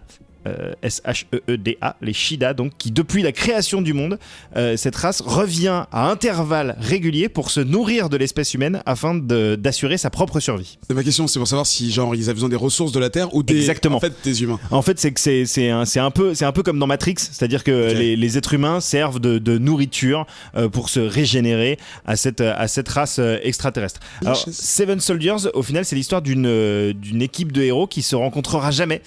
Mais qui se retrouvent au centre du même combat. Chacun d'eux a ses motivations, que ce soit la vengeance ou l'ambition ou la rédemption ou la recherche de soi. Il y a vraiment des motivations différentes pour rentrer dans ce conflit. Et chacune de ces entités vont livrer bataille aux Shida, mais ils vont en fait jamais se rencontrer. Je vais vous expliquer pareil un petit peu comment D'accord. ça se passe après. Là où on dépasse l'histoire classique, c'est justement dans l'exécution. Seven Soldiers, c'est composé en 2 issues, c'est-à-dire une première qui est une sorte d'introduction qui nous explique qui sont les Shida et globalement pourquoi ils en veulent à la race humaine. T'as une deuxième issue qui est la conclusion de l'histoire, c'est-à-dire le gros combat entre les héros et les Shida et qui Les va personnages gagner, impliqués. comment ça va se passer. Ouais. Et au milieu, il y a 7 mini-séries qui sont composées de 4 issues chacune et qui racontent l'histoire des Seven Soldiers, c'est-à-dire que chaque héros a sa propre mini-série qui est inclus dans ce conflit et qui globalement va être pas vraiment des origin story parce qu'on retrouve des héros qui existent déjà comme Zatanna par exemple qui est présenté, dont on revoit pas du tout les origines, mais d'autres héros qui sont tirés de l'âge d'or des comics DC et qui du coup nous sont un petit peu représentés par Grant Morrison et dont on va découvrir un peu l'origine et pourquoi ils sont plongés dans ce combat intergalactique et intertemporel contre la race Shida. Globalement, on résume, c'est des extraterrestres qui attaquent l'humanité. Ça m'a l'air très clair. Mais ça m'a l'air effectivement, voilà. Alors. Donc ouais, vous l'avez compris, le récit est un petit peu foisonnant et les références sont assez innombrables, que ce soit comme je le disais à l'âge d'or de DC Comics et à ces personnages méconnus comme la Newsboy Legion par exemple, qui a été créée par Jack Kirby et qui était en gros une équipe de petits journalistes qui allaient mener des enquêtes parfois aux côtés de Superman, parfois juste entre eux et qui essayaient de résoudre des énigmes mais qui souvent les dépassaient et qui avait des répercussions mondiales. Donc ça pareil, c'était un truc qui était développé dans les années 60-70. Ça sent la petite vengeance des stagiaires qui viens, on va trouver un super concept. C'est exactement ça. Donc il y a la Newsboy Legion où ça revient aussi sur les origines du peuple créateur de Solomon Grundy par exemple, qui est un méchant assez connu par exemple des lecteurs de Batman, mais qui est vraiment assez méconnu dans l'univers DC en général. Bon bah, pareil, une fois de plus Grant Morrison s'attache à des personnages pas très connus et il essaye de leur inventer des histoires, des origines pour donner envie en fait aux gens de creuser un petit peu plus et de découvrir tous les comics qui l'ont inspiré. Ça fait référence également à la mythologie arthurienne, à la magie et évidemment, comme quasiment toujours chez Grant Morrison, au fameux 4e mur qui est pas complètement brisé, mais une fois de plus on a un personnage qui ressemble un peu à Grant Morrison, qui s'adresse au lecteur à quelques reprises dans le récit, avec une sorte de machine à coudre le temps, c'est-à-dire un truc qui te laisse penser que toute l'histoire que tu es en train de voir, finalement c'est peut-être toi qui es en train de la fabriquer et c'est toi qui va décider de l'issue de la race humaine en fait. Donc c'est petit à petit ça implique le lecteur personnellement dans le récit, un peu comme il avait fait dans Multiversity, dont on avait parlé il y a un petit moment dans Comics Outcast. Mais alors au-delà de toutes les références, au-delà de tout ce dont je viens vous parler, des subtilités de narration et tout ça, c'est surtout un récit assez épique, il faut bien le dire, au sein duquel on retrouvera aucun des personnages populaires de DC. C'est-à-dire, vous imaginez pas qu'à un moment il y a Batman qui va passer une tête ou qu'on va voir Superman passer pour essayer d'aider qui que ce soit. C'est vraiment que des seconds couteaux, c'est que pas des un truc seconds de caméo, justement. Voilà, il y a pas de caméo, il y a rien. Je suis toilette, et c'est justement ce qui fait que c'est aussi intéressant, c'est-à-dire qu'il conserve son concept jusqu'à la fin, de n'utiliser que des super-héros qui ont vraiment des failles, qui sont pas qui ont pas des super pouvoirs qui leur permettrait de tout régler en un clin d'œil. Au contraire, on a des super-héros faillibles et qui vont se retrouver très souvent mis face à leur désavantage, quoi. D'accord.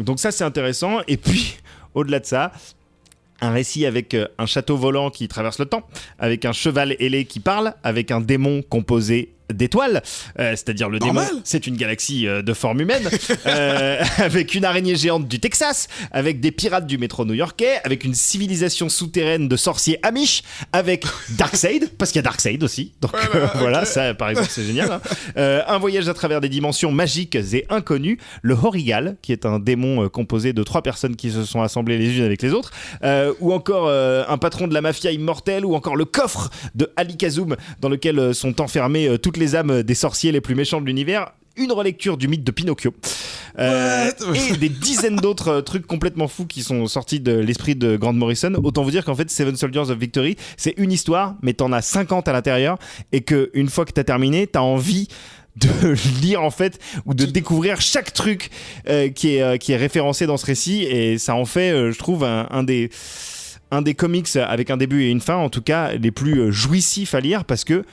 plus tu avances dedans, plus tu comprends les tenants et aboutissants, c'est-à-dire que l'histoire de chaque héros, même s'ils vont jamais se rencontrer parce qu'ils sont chacun à des endroits différents, ils ont chacun des motivations différentes, et puis ce conflit étant international, mondial, ils sont pas au même endroit au même moment, mais en fait bizarrement, et il faut quand même un peu de génie pour faire ça, je trouve, Grant Morrison arrive à rendre cette équipe cohérente. Et en fait, même s'ils se rencontrent jamais, nous, dans notre tête et dans la manière dont le récit est articulé, chacune des actions de ces héros va avoir des répercussions sur l'univers de l'autre. Et donc, ce qui est passionnant à lire, c'est de lire non pas forcément les 4 issues de l'un, les 4 issues de l'autre et tout ça dans cet ordre-là, mais plutôt dans un ordre qui a été proposé dans 2 TPB qui ont été séquencés par Grant Morrison et qui assemblent les pièces du puzzle pour que à chaque fois que tu lis une issue, l'issue suivante qui donc va se concentrer sur un autre héros va entrer en relation avec ce que tu as lu avant, avec ce que tu vas lire après. Enfin, bref, c'est hyper intelligent dans la manière dont c'est présenté. Il faut être effectivement un peu attentif quand tu lis, parce que si tu c'est le genre de récit dans lequel chaque détail compte. Ouais. Chaque détail compte. Mais c'est le genre de récit dans lequel ça te fait pas forcément chier de te dire ok, je vais revenir 5 pages plus tôt parce que là je vois qu'il s'est passé un truc et je crois qu'il y a fait référence juste avant et du coup tu reviens en arrière, un peu comme dans les livres dont vous êtes le héros, tu te dis attends mais ça merde non je me suis gouré, je vais relancer en arrière, je vais relancer le dé. Et c'est jouissif quoi. C'est vraiment tu sens que peu d'auteurs de comic books qu'on aime ou qu'on n'aime pas hein, parce que clairement c'est pas forcément facile à lire mais des comic books aussi ambitieux dans leur narration et dans leur thématique, c'est quand même assez rare et ça mérite je pense d'être découvert. Toi, tu dis qu'il y a une liste de lecture qui a été recommandée. Ouais, il y a un ordre recommandé. Enfin, en fait, il y a un ordre proposé dans les TPB. Mais toi, tu préfères qu'on le lise dans le sens de parution, dans l'ordre de parution, pardon, ou bien ce que Morrison propose? Non, en fait, les TPB c'est hyper cool parce qu'ils sont faciles à trouver, alors que trouver les issues séparées. Moi, j'ai lu les TPB moi. Mais voilà, les TPB sont assez faciles à trouver et c'est non au contraire le récit étant déjà suffisamment complexe, autant le lire dans l'ordre proposé. Comme ça, il y a une chose est sûre, c'est t'as l'issue, en gros l'issue 0 et l'issue 1 que tu lis dans cet ordre-là, et au milieu, entre les deux, t'as les 7 mini-séries. Le corpus. Zef. Justement, quand la série est sortie, en fait, c'est sorti par héros ou c'est sorti justement dans un certain ordre? J'en ai aucune idée. Parce que pour le coup, ça aurait été intéressant de voir si le TPB avait sorti des choses en sort. Parce que même même moi qui ai toutes les issues, j'ai tout le truc, mais je l'ai acheté complet après l'apparition et du coup, le vendeur de comic books qui me les a vendus avait tout classé en gros dans l'ordre du TPB. D'accord. Et j'avoue que j'ai jamais poussé le vice pour regarder les dates de parution. Je vais le relire dans le désordre. Mais une chose pour sûre, l'idée, c'est que ça a été publié, comme quoi il y en a qui arrivent à tenir un calendrier, alors que pourtant c'est sur un an. D'accord. C'est-à-dire, en un an, tu avais tes 23 issues. Et c'est aussi une des raisons qui fait que ça a pu fonctionner, c'est que sur chaque mini-série, donc il y a un dessinateur différent. Oui, du coup, ils ont dû faire ça en parallèle. Voilà, donc chaque dessinateur a pu bosser en parallèle, ce qui fait qu'il n'y a pas eu de retard de publication. Et en même temps, ça sert vraiment le propos, puisque chaque héros a son identité visuelle propre et il y a certains dessinateurs qu'on aime beaucoup ici, mais par exemple Simone Bianchi qui est un dessinateur italien qui fait des planches absolument sublimes, qui s'occupe du chevalier de l'époque arthurienne, donc ça convient parfaitement. Le nom de celui qui dessine Zatanna m'échappe, mais c'est je le retrouverai, mais le dessinateur de Zatanna en gros on l'adore, c'est absolument, elle ressemble à Anna Tawai. Zatanna, elle est hyper sexy et en plus elle fait partie donc des sorcières anonymes, c'est-à-dire qu'en fait elle est dans un groupe comme une sorte de groupe d'alcooliques anonymes, sauf qu'en fait elle est accro aux spells et que du coup elle a perdu tous ses pouvoirs parce qu'elle en a fait un de trop et qu'elle se retrouve dans la merde parce qu'elle arrive plus à jeter de sorts. Donc quand je dis qu'on se retrouve face à des super-héros qui sont parfois un peu faiblards, c'est-à-dire que Zatanna jusqu'à la fin elle a 0 pouvoir. Et du coup ça rend le personnage hyper intéressant effectivement. Une remarque de Ben. Ouais, en fait non, c'était juste pour dire que y a un truc qui m'a rebuté et un truc qui m'a vraiment plu, donc j'ai pas tout lu évidemment, et maintenant je comprends pourquoi c'est encore plus difficile d'accès, parce que je savais qu'il y avait la lumière sur les 7 personnages différents, et en fait vu que j'ai pris les TPB, en fait moi j'ai été dans l'ordre forcé entre guillemets, et donc évidemment c'est hyper riche, peut-être des fois un peu trop, moi c'est toujours ce que je dis, parce que il a toujours il a son idée, il a son scénar, il a son univers qu'il veut poser. Je trouve ça hyper riche, donc des fois c'est un peu difficile de rentrer dedans. Donc comme disait Joe, il faut être attentif. Mais ce que j'ai bien aimé, c'est que justement, contrairement à d'habitude, il change de dessinateur. Non mais il change de dessinateur par personnage. Mais là où ça aurait pu me rebuter si c'était pas balisé, mais c'est balisé parce que t'as un chapitre qui va s'appeler Zatanna, Frankenstein, voilà machin. Ah putain, Frankenstein, j'avais oublié. Et donc, là, il est tellement bien. Et donc du coup, au départ, c'est balisé, donc tu dis ok, là on va me parler de lui un peu comme un film où t'as une heure qui s'affiche ou une ville où tu sais ok, je sais où je suis, donc là je sais où je suis, donc je m'habitue au design, au dessinateur, etc. Et au bout d'un moment tu lis même plus, tu sais dans quel personnage t'es parce que tu reconnais les dessins. Et j'ai trouvé que par exemple pour je sais plus son nom, le The Witch Boy là, Clarion. Voilà, Clarion The Witch Boy. C'est Fraser Evering. Voilà, le dessin. Alors je sais pas qui a dessiné. Est-ce que c'est Morrison qui a choisi? Ouais, c'est un de ses collaborateurs. Voilà. Fraser Evering, c'est un de ses collaborateurs récurrents. Parce que pris ses poteaux, il les a placés. Voilà, parce que si je pense à tous les dessinateurs différents qu'il y a, donc les 8 du coup. Ouais, il y en a 8 différents. Il y a Yannick Paquette, il y a Ryan Sook, qui dessine Zatanna. Yannick Paquette qu'on aime beaucoup, et c'était au début en plus, donc il dessinait les meufs de manière extrêmement sexy. Et donc voilà, il essayait même pas de se restreindre comme aujourd'hui, si tu veux. Si j'essaie de penser à tous les dessinateurs différents qu'il y a dessus, et je me dis comment est dessiné Witch Boy, je me dis en fait il a pris le bon dessinateur pour ça, parce que c'est un univers, il a des grands yeux, il a un peu burtonien, tu vois, et ça va vachement bien avec le perso. Frankenstein, c'est un dessin un peu crado avec beaucoup de détails, des traits. Donc à chaque fois, je me dis, évidemment, il y a des milliards de dessinateurs, mais je me dis, ok, là, ils ont pris un gars et ça fonctionne. Pour Guardian, qui est un mec de la street, t'as un truc hyper Judge Dredd, tu sais, où il est bodybuildé, où il y a des corps complètement disproportionnés, et je trouve que ça fonctionne très bien. Donc voilà, donc je pense, je vais pas tout lire tout de suite. Je pense qu'il faut que je sois un petit peu attentif pour ça, mais je pense que ça sera sur ma table de chevet et dès que je suis un peu en forme, je m'y plonge. On le trouve comment donc Les 2 TPB sont trouvables dans toutes les boutiques de comics. Hein. Il est réédité régulièrement et il se trouve même assez facilement dans les bacs d'occasion. Il y a même une édition française qui reprend les 2 exacts mêmes TPB, même couverture, avec une traduction plutôt honnête.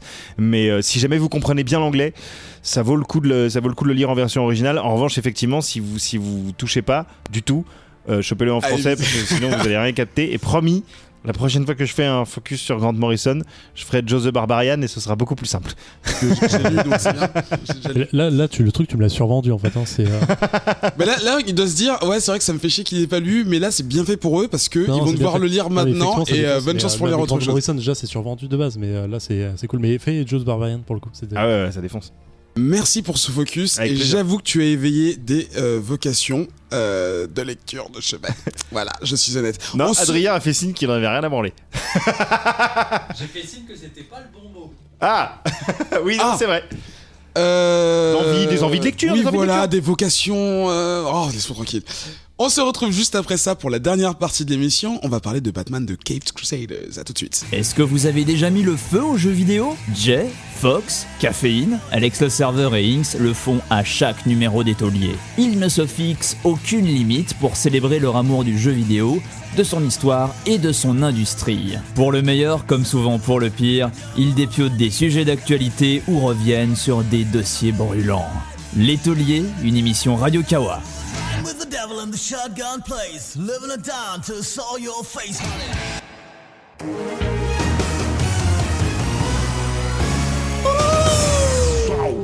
Je trouve que depuis quelques temps, Adrien appuie de mieux en mieux sur les boutons. Qu'est-ce que vous en pensez ? Bof. Non, je suis d'accord. Troisième et dernière. D'autant plus qu'il appuie avec sa barbe. Oui. Que ça pourrait être, tu vois, un peu le bordel, mais en fait, non. Troisième et dernière partie de cette émission. Nous avons décidé pour vous de regarder, excusez-moi. Adrien, il se fout de ma gueule dès que je bégaye, mais c'est pas grave. Batman de Caped Crusader en français. Le retour des justiciers masqués, qui est paru, qui a été diffusé cet été la fin de cet été à la Comic-Con de New York et qui a été mise en disposition en DVD et sur les sites de streaming à la fin du mois d'octobre et au début du mois de novembre, à la fois en anglais et en français, ce qui n'est pas toujours le cas pour ces genres de films direct to vidéo ou DVD.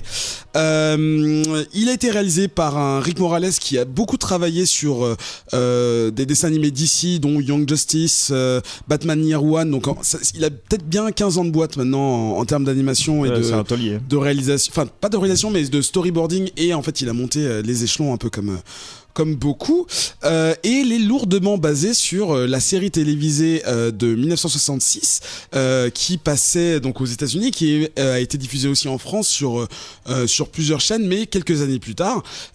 Donc pour les plus vieux d'entre vous, si vous étiez assez grand en 89, ça passait sur FR3 à l'époque. Ouais. Ah là là là là, c'était la belle vie. On n'avait pas de problème, on payait pas d'impôts, on s'en foutait de tout, on regardait Batman. Donc vous avez sûrement dû déjà voir des mèmes sur internet qui mettent en scène Batman et Robin, donc avec des costumes un peu cheap, parce que je vous rappelle que c'était la fin des années 60. On voyait donc Adam West qui... Je dirais plus kitsch. Kitsch, ouais. Parce qu'il y avait du pognon. Apparemment, il y avait énormément d'argent dans cette série. Du coup, Adam West dans le rôle de Batman et Kurt, non j'ai oublié son nom, Ward dans le rôle de Robin, et Julie Newmar dans le rôle de Catwoman, dans un des rôles de Catwoman, parce qu'il y en a eu plusieurs, mais on en parlera un petit peu plus tard. C'est une série qui a quand même été diffusée pendant 2 ans, qui a été annulée faute d'audience et faute d'argent, et aussi c'est parce qu'en fait ils avaient cassé le set et du coup ils ont dit bon bah si c'est fini, c'est fini. Le set est cassé, on n'a plus de fric pour le remplacer. Et il y a eu un film. Il y a eu plusieurs adaptations. Il n'y a pas qu'un film. Pardon ? On peut oublier le film, je pense. Ça dépend, si on se souvient de la série, on peut se souvenir du film aussi. C'était un peu au même niveau. C'était vraiment plus bas. Enfin, il y a Batman qui se bat contre un requin, donc moi je... Oui, c'est ce fameux. Oui. Batman qui se bat et qui réussit à lui échapper grâce à un pchit anti-requin. Un shark repellent. Du coup, on vous dit qu'on allait review un film. Ce n'est pas ce film-là, mais c'est une adaptation en dessin animé. Adaptation, j'appelle un peu vite. Un grand hommage à cette époque. Comme une sorte de suite, quoi. Oui, une suite non utile, une suite spirituelle. Voilà, de la série dont beaucoup se rappellent, surtout aux États-Unis, mais un peu aussi en France, car elle fait partie vraiment de la pop culture autour de Batman, c'est-à-dire qu'on a l'image très très sérieuse, sombre, voilà, du Dark Knight, Chevalier Noir, tout ça, et on a ce Batman qui sort un petit peu de nulle part. Sort de nulle part. La série 66, elle est comme remise sur le devant de la scène depuis un petit moment en comics. Oui, non, c'est justement c'est parce que ce sont les 50 ans cette année, mais ce que je veux dire c'est que oui, puis que je pense que Zef voulait aussi revenir sur Batman 66 oui, qui a commencé en 2013, oui. Ouais. Oui, voilà, donc c'est déjà une volonté de aussi un petit but d'arriver jusqu'à 50 ans aussi, c'est pas pour rien qu'elle s'est arrêtée cette année aussi. Du coup, on va parler du dessin animé. Est-ce que quelqu'un peut résumer le plot assez rapidement? Ok. Donc, parce que moi j'ai un super résumé, il est trop bien. Donc Batman et Robin vont se battre contre le Joker. Ils vont sauver la ville parce que... Attends, ils vont se battre contre le Joker, le Pingouin, Catwoman et l'Homme Mystère. Ouais. Afin de les empêcher de faire main basse sur un rayon réplicateur. Donc un rayon qui, quand tu le pointes sur n'importe qui ou n'importe quoi, peut duplique par le jeu. Voilà. Tout son nom.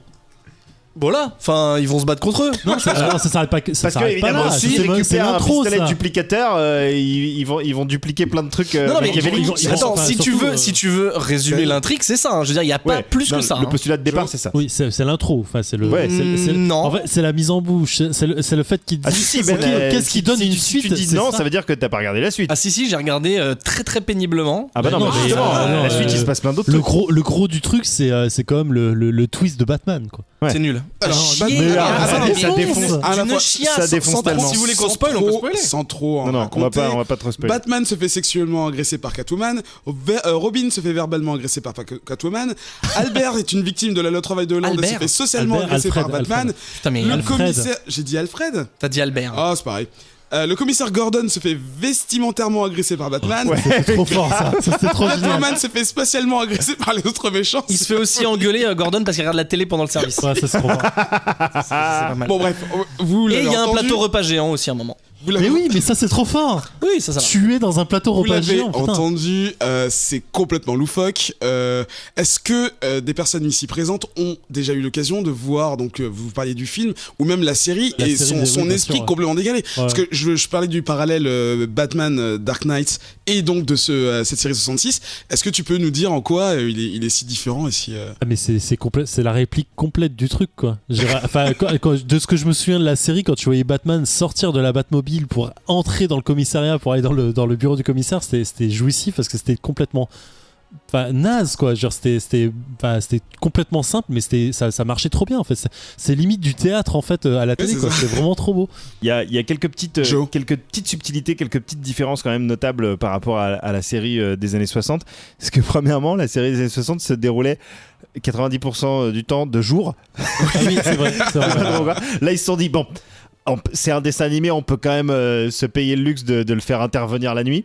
Et en termes de, comment dire, pas de combat, parce que les combats se ressemblent quand même pas mal, mais tu vois Batman et Robin sauter par-dessus une rambarde, par exemple. Ce dont les acteurs étaient absolument incapables dans les années 60 parce qu'ils étaient absolument pas sportifs. Non, mais en plus, t'as le même type d'humour. Enfin, je me souviens très bien dans la série où Batman et Robin sortent de la Batmobile, vont monter les marches pour aller voir le commissaire, et s'arrêtent, et Batman qui regarde Robin en disant on va mettre l'antivol. Oui. Et là, il se retourne, bip bip, et là, c'est bon. Non, mais il y avait ça aussi avec le parc maître. Genre, oups, on a oublié c'est ça, c'est que des trucs comme ça en fait. Et donc, du coup, tous les clins d'œil qu'on va voir dans le dessin animé, il y a la fameuse scène où Batman, dans le dessin animé, ouais. Voilà, dont on parle ce soir. C'est, voilà, ils vont traverser la route, il dit attends, il faut passer dans les passages cloutés. Vite, au passage clouté. Ils vont à côté, ils attendent, les voitures s'arrêtent, et là, ils traversent la route. Enfin, c'est parfait, quoi. Genre, c'est complètement l'esprit de. Je pense que ça arrive assez tôt dans le film, et je pense que c'est là que mon cerveau, il a fait OK.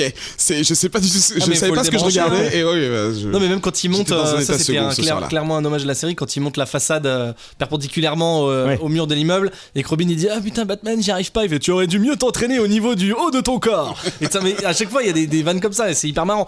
Sauf que.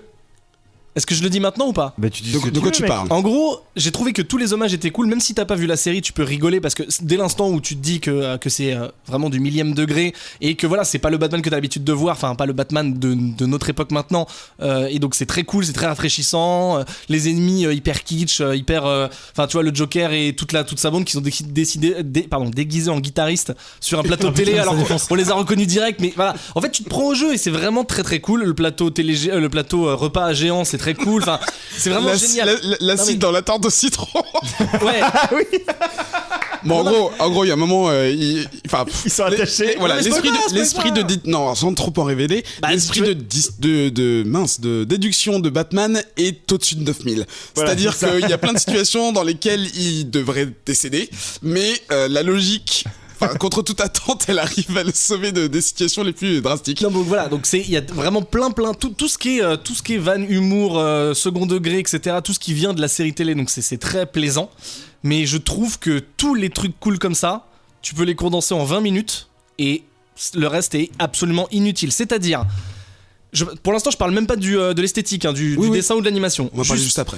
Les combats, à part les pif paf pouf, là, les onomatopées écrites sur l'écran, où ça c'est hyper graphique et c'est très bien, et encore une fois c'est emprunté à la série, donc très bien. À part ces trucs là, les combats sont vraiment à chier, il y a vraiment aucun intérêt à l'action, vraiment. Il y a que l'action rigolote, le coup de. Est-ce que c'est pas voulu justement? Je sais pas, mais c'est vraiment. Je suis pas vraiment d'accord. Il y a des moments où le Joker se prend un coup de poing et sa tête se déforme. Je trouve les combats sont à chier, donc je rebondis en disant. En essayant d'apporter un contrepoint à ce que tu dis là. J'ai pas dit qu'ils étaient hachés, j'ai dit que c'était inutile. Et c'est vraiment le mot exact qu'il faut utiliser parce que pour moi c'est inutile. En fait, en gros, le film dure 1h18, je crois. Un peu plus. Et au moins, c'est un truc que je fais très rarement, au moins pendant 4 ou 5 fois, j'ai regardé combien de temps il restait. Parce que je me suis marré, très honnêtement, je me suis marré à tous les trucs qu'on a listés. Mais que ce soit les combats, l'action générale en elle-même, en fait, il y a plein de moments beaucoup trop longs qui servent à rien, des plans pendant je sais pas, des fois t'as 15 secondes sur un perso et il se passe rien, tu te dis mais non.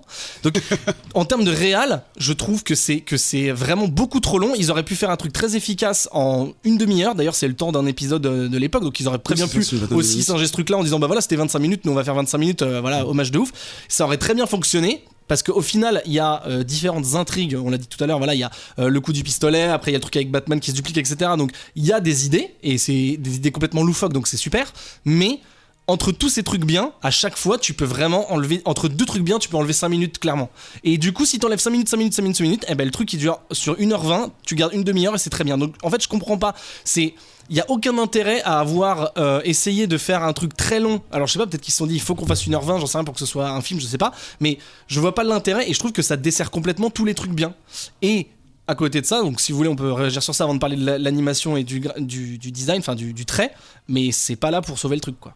Je trouve. Zef, je te voyais réagir pendant. Non, en fait, je disais, une demi-heure, c'est quand même vachement exagéré, mais je comprends ton idée quand tu dis, en fait, ils ont peut-être tiré un peu sur la longueur pour faire durer. Peut-être il y avait un standard à respecter en disant, ok, ça dure au moins plus de 60 minutes. Demi-heure. Mais t'exagères un petit peu en disant, on peut couper dans le vif. Il y a quand même plein de plans qui, même si ils sont pas forcément intéressants, doivent être là pour amener le plot, la suite du plot en tant que tel. Genre quand tu vois Robin et Catwoman qui vont dans la prison, ok, c'est pas forcément le plus intéressant. C'est chiant, mais moi il y a des trucs qui m'ont fait rire encore. Je trouve ça marrant. Trop marrant. Mais tellement. Tu vois, ça Ike vient de faire la tête, il s'en souvient même pas, donc c'était super Après intéressant. c'est moi, je me rappelle. Non, mais ok, faut dire que c'était à la fois. C'est clairement utile pour la fin pour la suite du plot et pour la fin de l'histoire en fait, parce qu'il y a déjà un truc qui t'amène sur la fin sur la fin du dessin animé, quoi. Une demi-heure.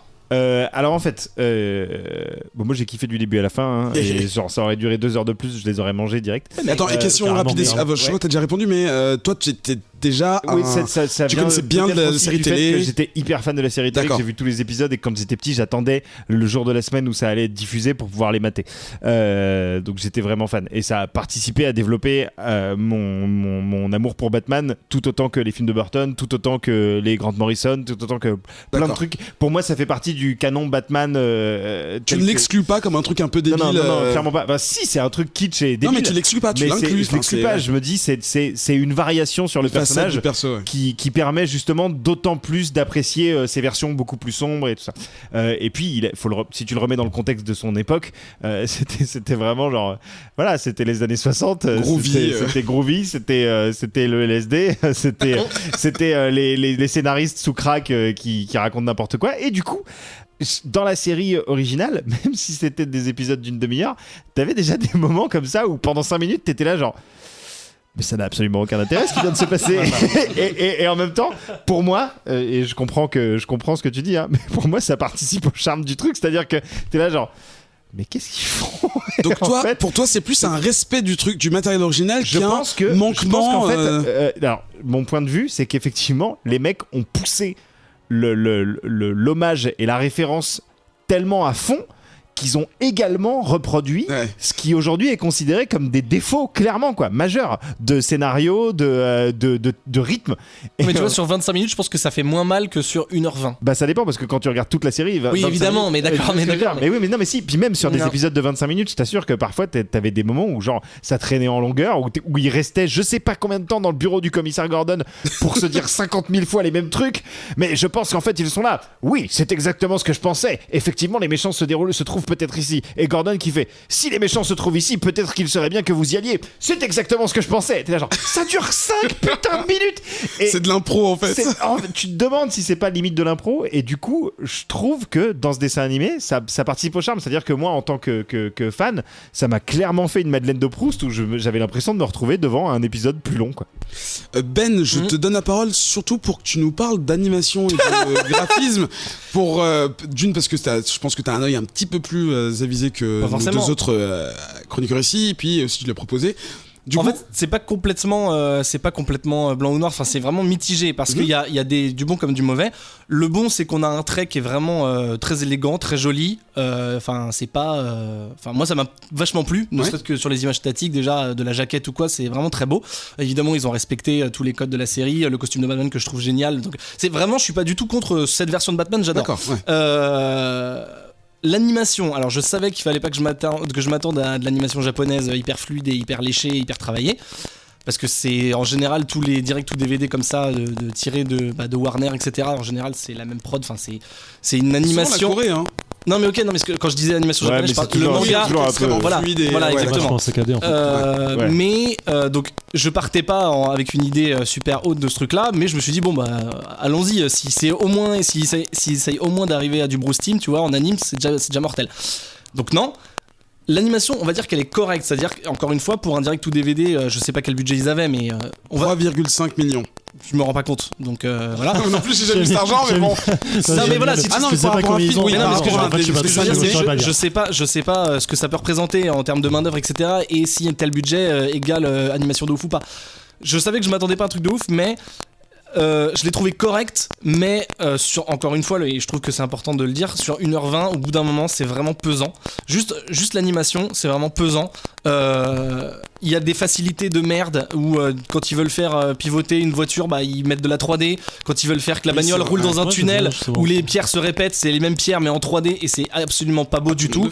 Des fois, t'as Batman qui appuie sur un bouton sur le cockpit et il y a juste. Donc évidemment, on est habitué à ce que un élément qui participe à l'action a un aspect graphique différent du fond qui va lui rester statique tout le temps. Ok, pas de souci, même dans le Disney il y a ça, mais pas grave.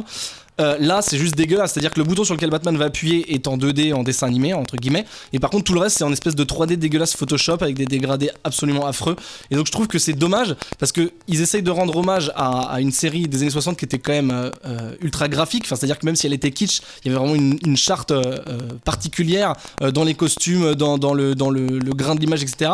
Donc évidemment c'est un dessin animé, c'est pas le même support, mais là il y a de la flemmardise, j'ai l'impression, ou alors je sais pas si encore une fois c'est une histoire de budget, une histoire de temps, une histoire de prod à rendre ou quoi, j'en sais rien, mais en tout cas je trouve que il y a plein de défauts qui font que j'ai même pas pu me dire ok, je vais essayer d'aller au fond du délire, même les temps morts ça peut passer si l'animation est plaisante à regarder, les scènes d'action même s'il se passe rien, si c'est bien animé pourquoi pas, mais en fait non. Donc c'est à dire que tous les défauts que j'ai trouvés au scénar et à l'action, etc., bah en fait c'était encore plus desservi par une mauvaise animation, même si le trait est élégant. Donc alors pendant que tu parlais je t'écoutais, mais j'essaie de trouver les budgets d'autres films d'ici dont on a parlé, il y a rien. Donc de toute façon je pense pas que le budget soit un argument. Non mais pour avoir un ordre d'idée, à mon avis c'est toujours à peu près similaire en plus. Parce que oui, mais ce que je veux dire c'est qu'un budget cinéma et un budget direct ou DVD c'est pas la même chose. Une chose importante que j'ai dit en début d'émission, enfin début de cette revue, c'est que les trois rôles clés, donc Batman, Robin et Catwoman, sont quand même doublés par leurs comédiens d'il y a 50 ans. Alors juste qui partent vous donner rendre le truc très bizarre d'ailleurs, hein, on est d'accord. Parce qu'il a une voix de vieux alors qu'il a 30 ans. Ils ont tous entre 71 et 88 ans. Non, c'est génial. Donc ils ont passé plusieurs semaines à doubler leur truc. Donc c'est vrai que Catwoman, on dirait un peu la grand-mère. Tu dis Catwoman, on dirait une grand-mère. Le Joker et tout ça. Non, il me semble que c'est des gens. César Romero est décédé, donc il a pas pu faire la voix du Joker. Mais non, pour ces trois rôles clés, ils ont pris les comédiens et ils sont encore là. Enfin, bon, Batman, on sent qu'il a un peu. Batman, il a tellement la voix chevrotante, mais bizarrement, pour Robin, Burtward, il a vraiment encore une voix un peu de jeune, quoi. Alors qu'il a 71 ans. Enfin, c'est assez dingue. Et moi, je trouve que c'est, une fois de plus, ça va dans le sens que je disais tout à l'heure, c'est-à-dire on est vraiment limite plus dans un exercice de style d'hommage que dans une adaptation animée, et que le fait d'avoir choisi de donner les rôles principaux aux acteurs d'origine tout en sachant qu'ils avaient clairement des voix de vieux, ça fait partie du charme du truc. C'est-à-dire, je comprends qu'on puisse clairement ne pas accrocher parce que c'est effectivement bizarre de voir Batman et faire des cabrioles et se battre avec tout le monde et avoir sa voix de vieux, surtout quand tu connais la suite de la carrière d'Adam West, si tu veux. C'est d'autant plus drôle, mais pour moi, ça participe clairement au charme. Et pour revenir un peu sur l'aspect visuel, si effectivement, en termes d'animation, on n'est pas sur quelque chose d'extrêmement, égal et fluide, je trouve que c'est au niveau, voire au-dessus de toutes les adaptations d'essais que vous m'avez forcé à mater depuis le début. Putain, mais le mec, les putains de Year One et Teen Titans et mon cul sur la commode là. Pardon. Il a censuré commode. C'est à peu près du même level et là en fait, étant donné qu'il y a pour moi une esthétique hyper marqué 60s avec le plateau de Gotham Palace et qui est une sorte de talk show, de late show à l'américaine mais années 60 avec une présentatrice qui est une sorte de sosie de Marilyn Monroe qui s'appelle Monroe d'ailleurs, avec un big band de jazz derrière, tout ça en fait pour moi ça a participé au charme de l'ensemble en fait. Et quand j'étais petit, j'adorais quand Robin disait sapristi, nom d'un machin, nom d'un bidule et tout. Et là, en fait, ces insultes un peu vieillottes. Ils ont 1h30 pour le faire, du coup, ils en ont mis plein partout. Et à chaque fois, je me pissais dessus de rire, quoi. Tellement je me disais, mais ils vont aller jusqu'où en fait, et t'as envie enfin moi j'ai envie de parler comme ça dans la vie. C'est trop bien. Comme un jeune vieux, c'est ça? Non, mais vieux jeune grave, des années 20. j'aimerais avoir le même sens de l'improvisation sur les sapristi saucisses, quoi. Sapristi saucisses. En fait, ce qui est rageant, c'est que, bon, évidemment, je suis pas du tout dans les secrets de la prod, donc peut-être que ce que je vais dire peut être démonté facilement, mais ce qui est rageant, c'est que, à l'inverse justement de toutes les merdes dont tu parles, genre Throne of Atlantis, etc., tous les trucs qui sont actuels et qu'on a l'impression qu'ils s'obligent eux-mêmes à le sortir en dessin animé pour essayer de faire encore plus de thunes, là, il y a vraiment clairement une démarche d'hommage et de respect, et ce que je trouve vraiment génial, mais du coup, pourquoi pas se dire, ok les gars, c'est un truc qui date d'il y a 50 ans, on a clairement envie de leur faire un hommage, donc venez, on fait ça bien, et du coup, il y a certaines choses qui sont très bien faites, mais dans l'animation, ça se discute, ok, mais juste le rendu et cette espèce de 3D dégueulasse qui pour moi sont des trucs actuels pour pallier à des urgences ou pour combler des fautes, et là c'est se dire, ok les gars, venez, on fait un hommage, mais bon, on va quand même se foutre de la 3D dégueulasse parce que ça va plus vite, tu vois, je trouve que c'est contradictoire. La 3D quand ça fait le tour de la Batmobile et qu'ensuite tu la vois partir dans les rues et tout, moi j'ai trouvé ça mortel. Okay. Moi la 3D dans la 2D, moi c'est un problème, c'est juste dégueulasse. J'aime pas ça dans les dessins animés en général, j'ai pas trouvé mais ça c'est dégueulasse. même pas cheap parce que, enfin tu vois, si c'était cheap, vraiment le mot genre kitsch, ça irait justement avec tout cet hommage parce qu'on est carrément dans du kitsch, mais là c'est vraiment de la faiblesse de production, je trouve. Et du coup, je trouve ça dommage parce que ça va à l'encontre du côté hommage bien fait, quoi. Je comprends, mais j'ai pas ressenti ça. Juste 3 micro-informations, en fait, je vais faire des phrases courtes, autour de la prod. Donc, on en parlait très rapidement. Il y avait donc un comics qui s'appelle Batman 66, qui est en fait une suite directe, hein, c'est canon avec la série télé qui a été diffusée donc jusqu'en 68. Elle a commencé en 2013 et a terminé cette année. Parmi les personnages qu'il rencontre, il y a le Frelon Vert, il y a les je sais pas le mot, et bottes de cuir qui s'appellent des Avengers en Grande-Bretagne.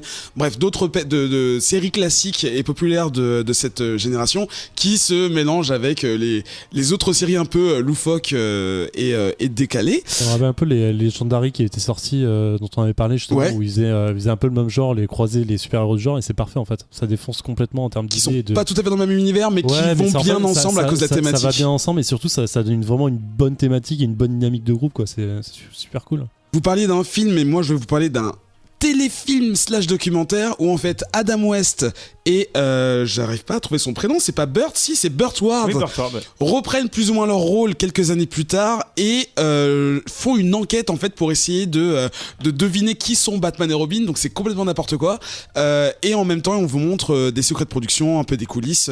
Ça c'est disponible en français et c'est encore diffusé, ça s'appelle Dans la cave de Batman, dans la grotte pardon de Batman, ça a l'air super sympa. Et enfin, ça va peut-être plaire à nos amis ludophiles, un set de Lego dédié à Batman 66 qui est sorti cette année. Et une dernière information, il y a un deuxième film en préparation avec William Shatner, donc Star Trek, genre de choses, qui jouera doublera Double Face. Ah, je suis chaud. Oui, donc là ils sont en train déjà de le produire et ça devrait sortir dans le courant 2017. Donc même dessin animé. Oui, le même. Ce sera Batman, Batman 66 content. entre guillemets, et ce sera avec William Shatner qui jouera Double Face. J'ai trop hâte. Donc ça peut être rigolo. Quelque chose à ajouter sur ce dessin animé, mes enfants? Ça défonce. Ne l'achetez pas. Waouh. Ah oui, et donc achetez-le, ça coûte 10 €. Hein. Voilà. Non, mais ne l'achetez pas, ça veut pas dire ne le voyez pas. Hein. Ah d'accord, donc ne perdez pas votre temps, mais piratez-le. Non, ne perdez pas votre argent. Oui, voilà. Oh là là. Mais vous pouvez prendre une petite heure 18. C'est vrai. C'est la fin de cette émission.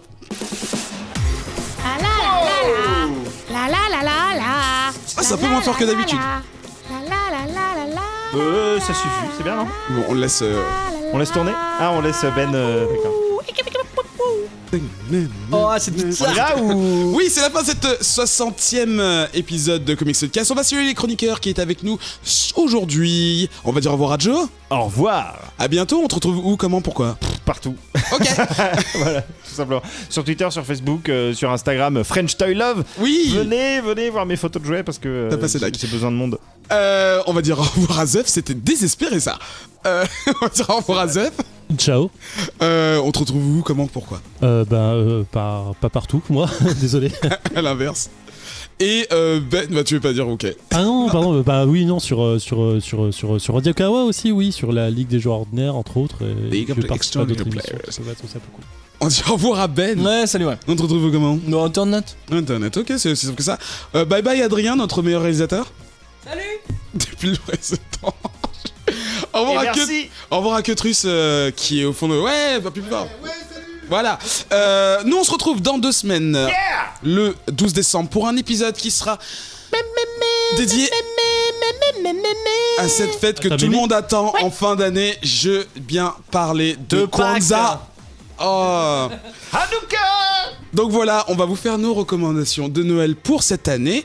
En attendant, lisez des comics. On se donne rendez-vous très bientôt. Bye bye. Ciao. Salut. Yo. C'était le au revoir le plus calme et gentil du monde. C'était ouais, c'est... Bah, c'était cool. 1h30. Allez. Bye.